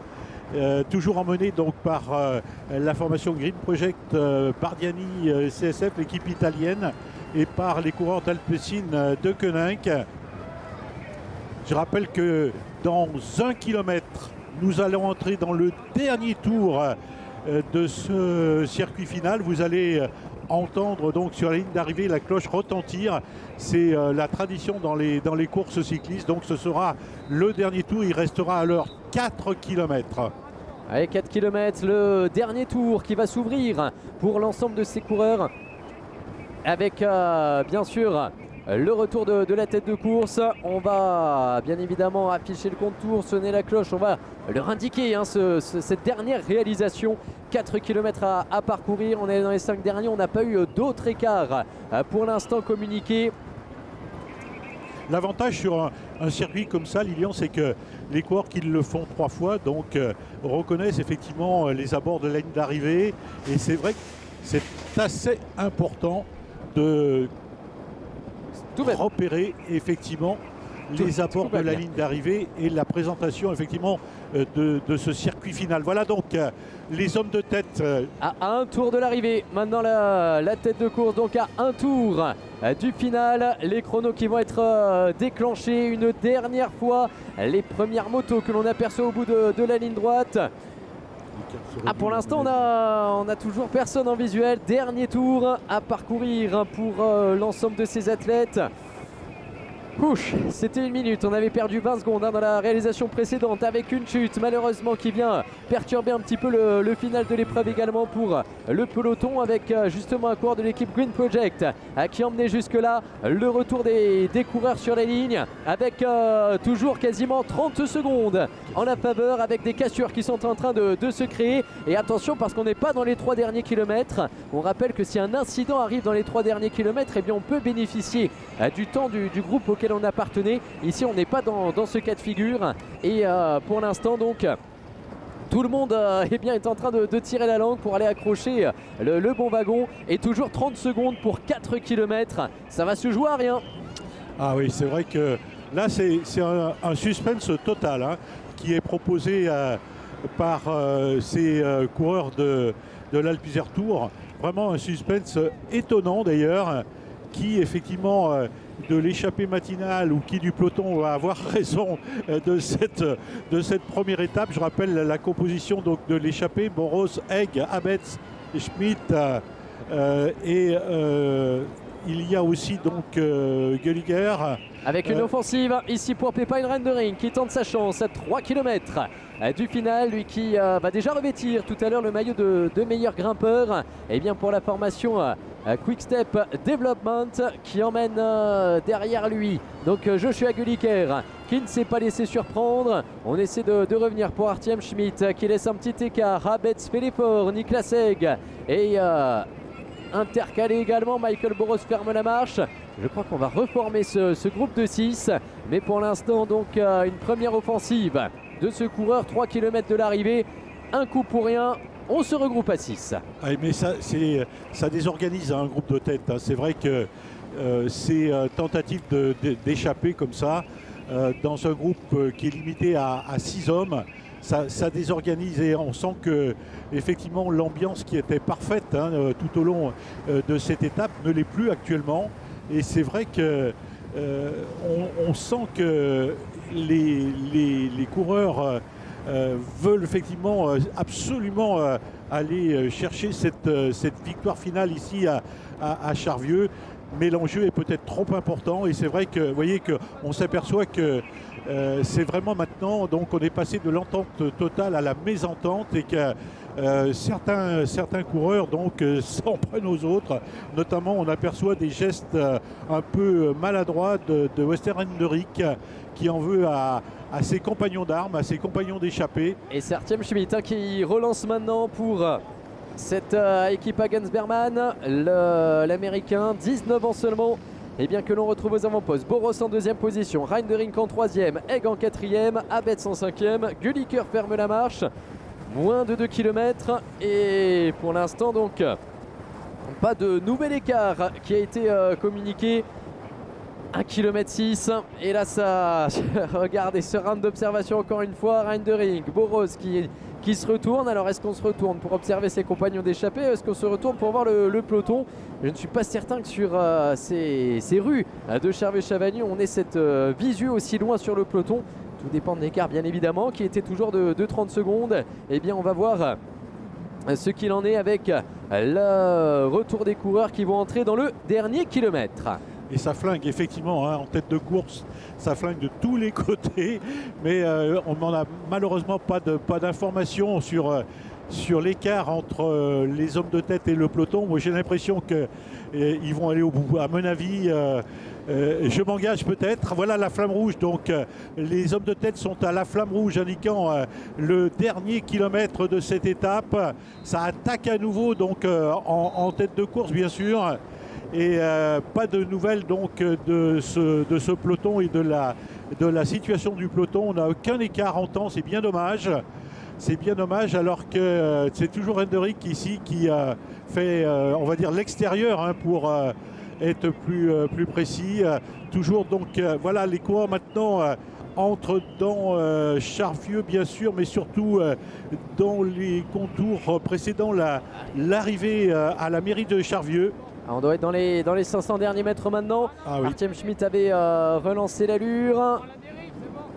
Il ne faut plus regarder derrière. Là, voilà, le sprint est lancé. Ça va le faire pour cette échappée avec Artem Schmidt qui ouvre le ballon. Le peloton est juste derrière. Mais ne reviendra pas maintenant le sprint pour Pepijn Reindering. Joshua Guliker au milieu. Reindering qui tient bon. Le retour peut-être de Jordan Habets pour aller s'imposer dans cette formation Metec. C'est fait pour Jordan Habets qui vient s'imposer et va devenir le premier leader. Le peloton qui échoue à quelques petites secondes derrière. Et cette victoire pour la formation Metec Solarwatt de Jordan Habets qui vient se déjouer de Pepijn Reindering. Chapeau au jeune coureur Jordan Habets qui vient à s'imposer ici. Victoire néerlandaise à Charvieux-Chavagneux après la victoire allemande la saison dernière. Jordan Habets qui aura parfaitement manœuvré dans ce final pour aller chercher la victoire dans cette première étape. On va avoir bien évidemment la suite des classements. Je crois que Reindering ne fait que 3e au final.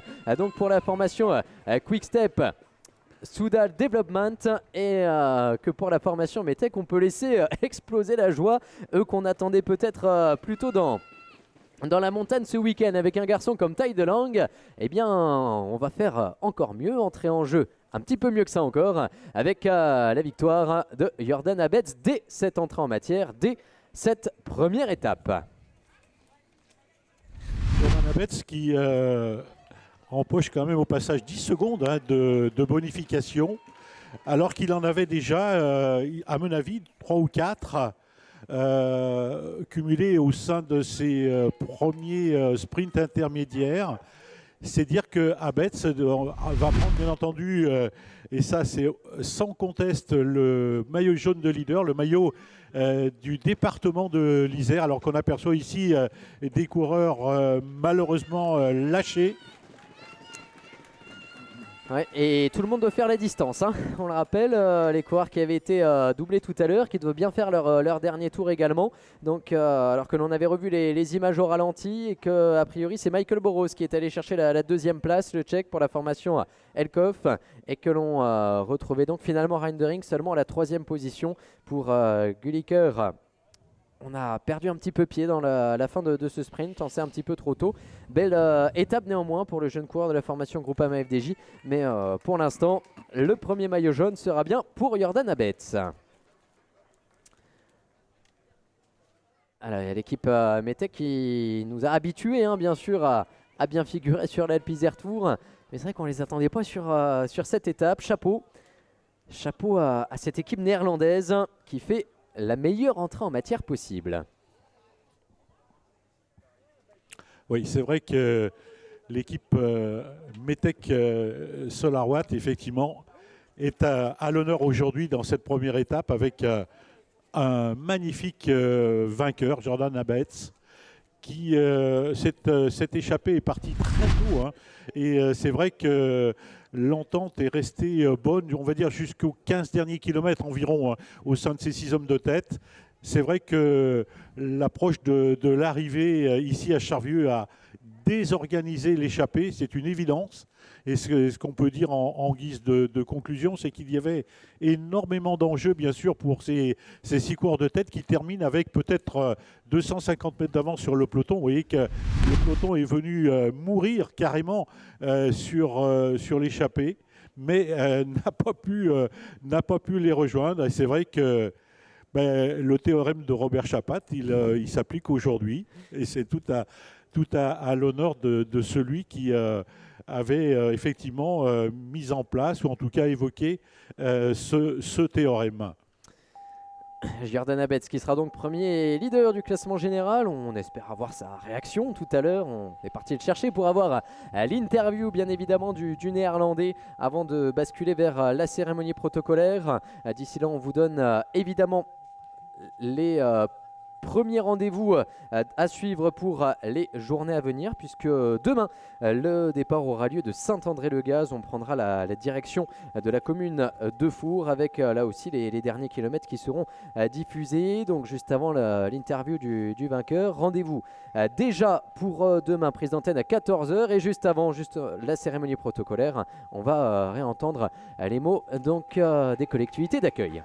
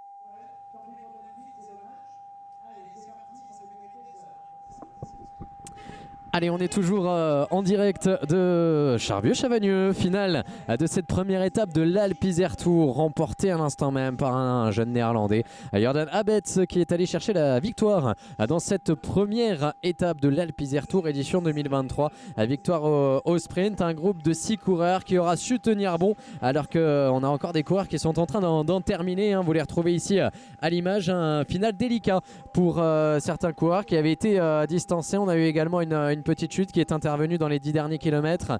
Donc final pas si simple à maîtriser pour certains coureurs, mais un final en tout cas majestueux, Jean-Claude, puisque c'est échappé à 6 coureurs qui a su tenir bon pour aller finalement se disputer la victoire tout simplement.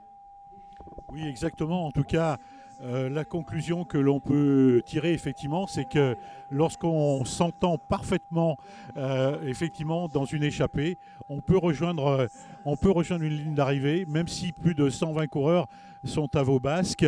Et c'est ce que cette échappée effectivement riche de 6 coureurs a pu montrer aujourd'hui, même si l'écart final est vraiment extrêmement minime, puisque je le disais tout à l'heure, il y a pratiquement 250 mètres entre l'échappée et le peloton derrière. Oui, sur le final, le peloton qui était vraiment sur le point de revenir, alors que vous voyez le classement provisoire qui s'affiche. Provisoire tout simplement parce qu'on va vérifier la photo finish, mais nous on est sûr de notre coup avec Jordan Abetz qui vient s'imposer. Michael Boros est deuxième. Pepijn Reinderink prend la 3e place. Voilà pour le podium de cette première étape. Dans cette échappée, on avait également Joshua Goliker qui vient finalement échouer à la 4e place, le Britannique. Avec Ryan Schmidt, l'américain qui vient chercher la 5e place. Niklas Egg également présent dans cette échappée, le danois de la formation Unox qui vient finalement échouer à la 6e place. Le sprint du peloton qui est intervenu derrière. Est-ce qu'on n'a pas, Jean-Claude, finalement un peu trop tardé à mettre en route dans ce peloton, puisque c'est vrai que d'un seul coup, alors qu'il restait 25 km, l'écart est monté à 2 minutes alors qu'il avait été contrôlé jusque-là. On n'a pas trop compris l'attitude finalement des meilleures formations du peloton. Oui, c'est sûr. Hein, c'est sûr que les équipes, notamment Green Project, l'équipe italienne Bardiani et la formation Alpecin de Koenig, qui n'étaient pas présentes d'ailleurs dans cette échappée, ont vraiment tardé à réagir. Mais c'est vrai qu'ils se croyaient peut-être trop beaux, tout simplement. Oui, c'est vrai que l'équipe Pro Team italienne, la Green Project, est allée... donc finalement emmener ce peloton dans les derniers kilomètres, mais c'est vrai qu'au moment d'aborder les 15 derniers, on avait laissé même quelques équipes amateurs effectuer le travail. Donc finalement on a un petit peu trop tardé à se décider à réduire cet écart, l'écart qui était de 1 minute 30 au moment d'entrer sur le circuit. 1,20 à 3 tours, 1 minute à 2 tours, 30 secondes au son de la cloche, et finalement cela suffit pour aller s'expliquer avec la victoire de Jordan Abetz.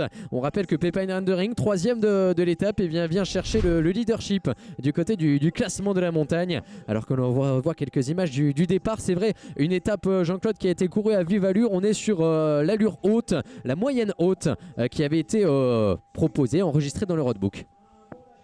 Oui, exactement. Hein. On doit être à une moyenne supérieure à 46 km/h à mon avis. C'est vrai que ce n'est pas une étape, je dirais, de grande difficulté aussi. Il faut être sincère et honnête jusqu'au bout. Il n'y avait que 3 petites ascensions répertoriées.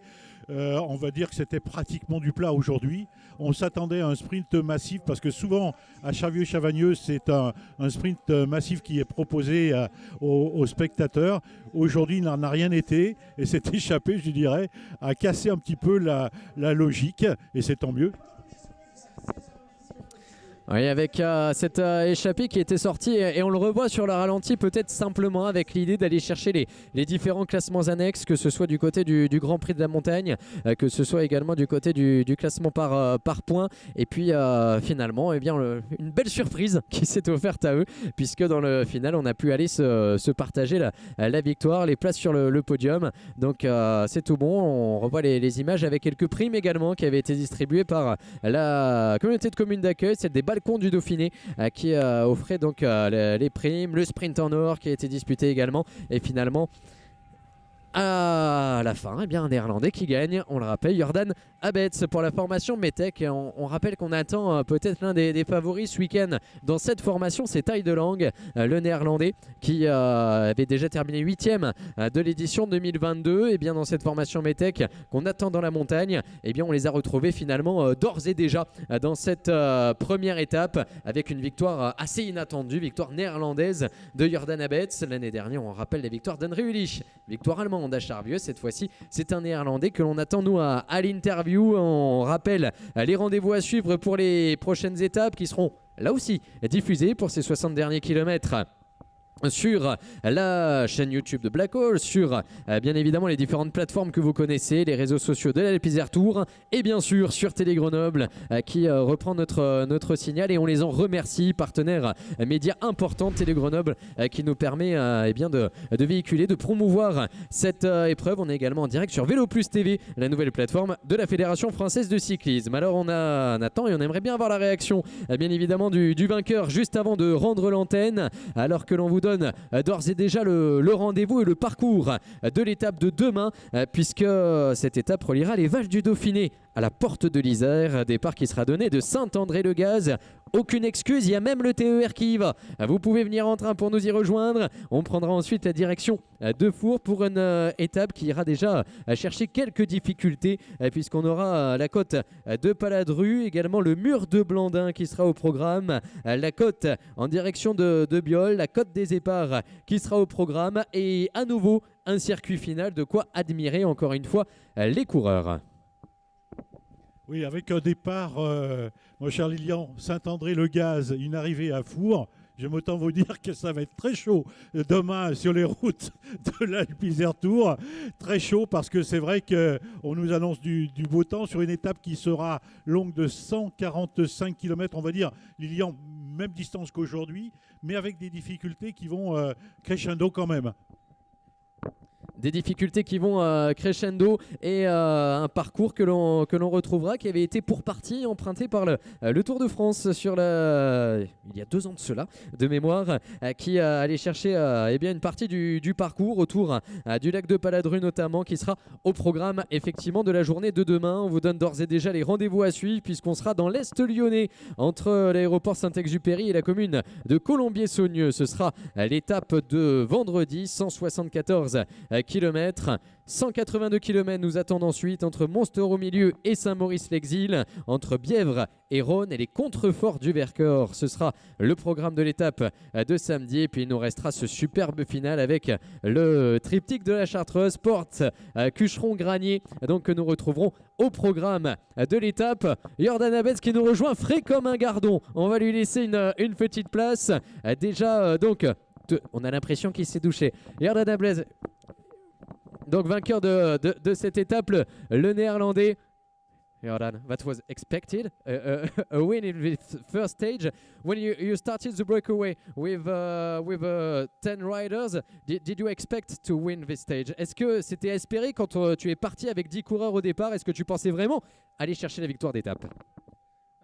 Not quite, to be honest. I was hoping to ride a bunch sprint today, but when the red flag was dropped, I immediately felt the urge to start racing, and I guess I wanted to be in the early break more than I expected before the race. So yeah, then I found myself in the break with 11 riders, and I saw all the big teams were there except for Jumbo. So I immediately knew we had quite a good chance to stay away today, and yeah, that also happened. Lui, Koenig disait qu'au départ l'initiative était plutôt d'aller faire les premiers sprints, d'aller chercher des points précieux, puis finalement quand on a vu qu'on sortait à une dizaine de coureurs et surtout avec les principales formations représentées, on a commencé à y croire, à appuyer un petit peu plus fort sur les pédales, à faire vivre cette échappée pour aller finalement s'imposer. We're waiting your team in the mountains at the end of the week, but with this yellow jersey, you have some work tomorrow. Il y a un peu de travail avec le maillot jaune à défendre demain, alors qu'on vous attendait peut-être plutôt dans la montagne ce week-end.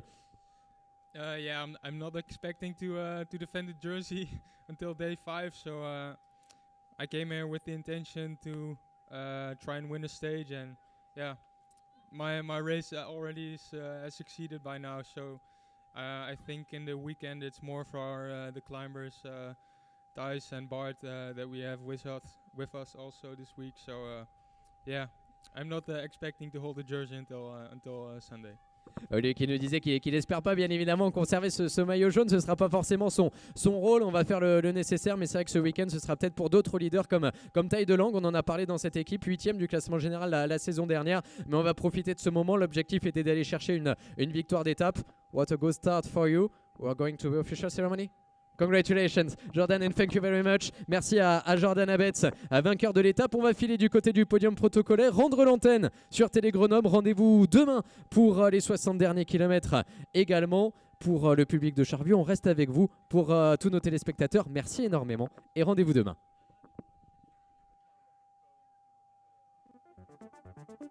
Reprise et on suivra l'ensemble des coureurs et la préparation d'un éventuel sprint, si sprint il doit y aller. Donc effectivement, et ce sont bien les couleurs de Metex Solarois que l'on retrouve aux avant-postes avec Yann Rollet Junior et qui effectivement étire. On remonte, et avec également 6 points qu'il est allé chercher dans la côte du Val-Bire. Les meilleurs côtés de fois autour de quitter la nervosité que l'on a ressentie. Romain Gaspard rejoindrait la ligne d'arrivée à reprendre tout cela alors qu'on aborde les 57 derniers kilomètres et qu'on prend un temps de ravitaillement dans la dernière bouchée de la coïncide groupe. Jour il va être battu par un coureur de l'équipe AG2R. Tout à l'heure pour la BNB Hotel, on retrouve donc deux hommes forts et Sébastien Berwick s'impose.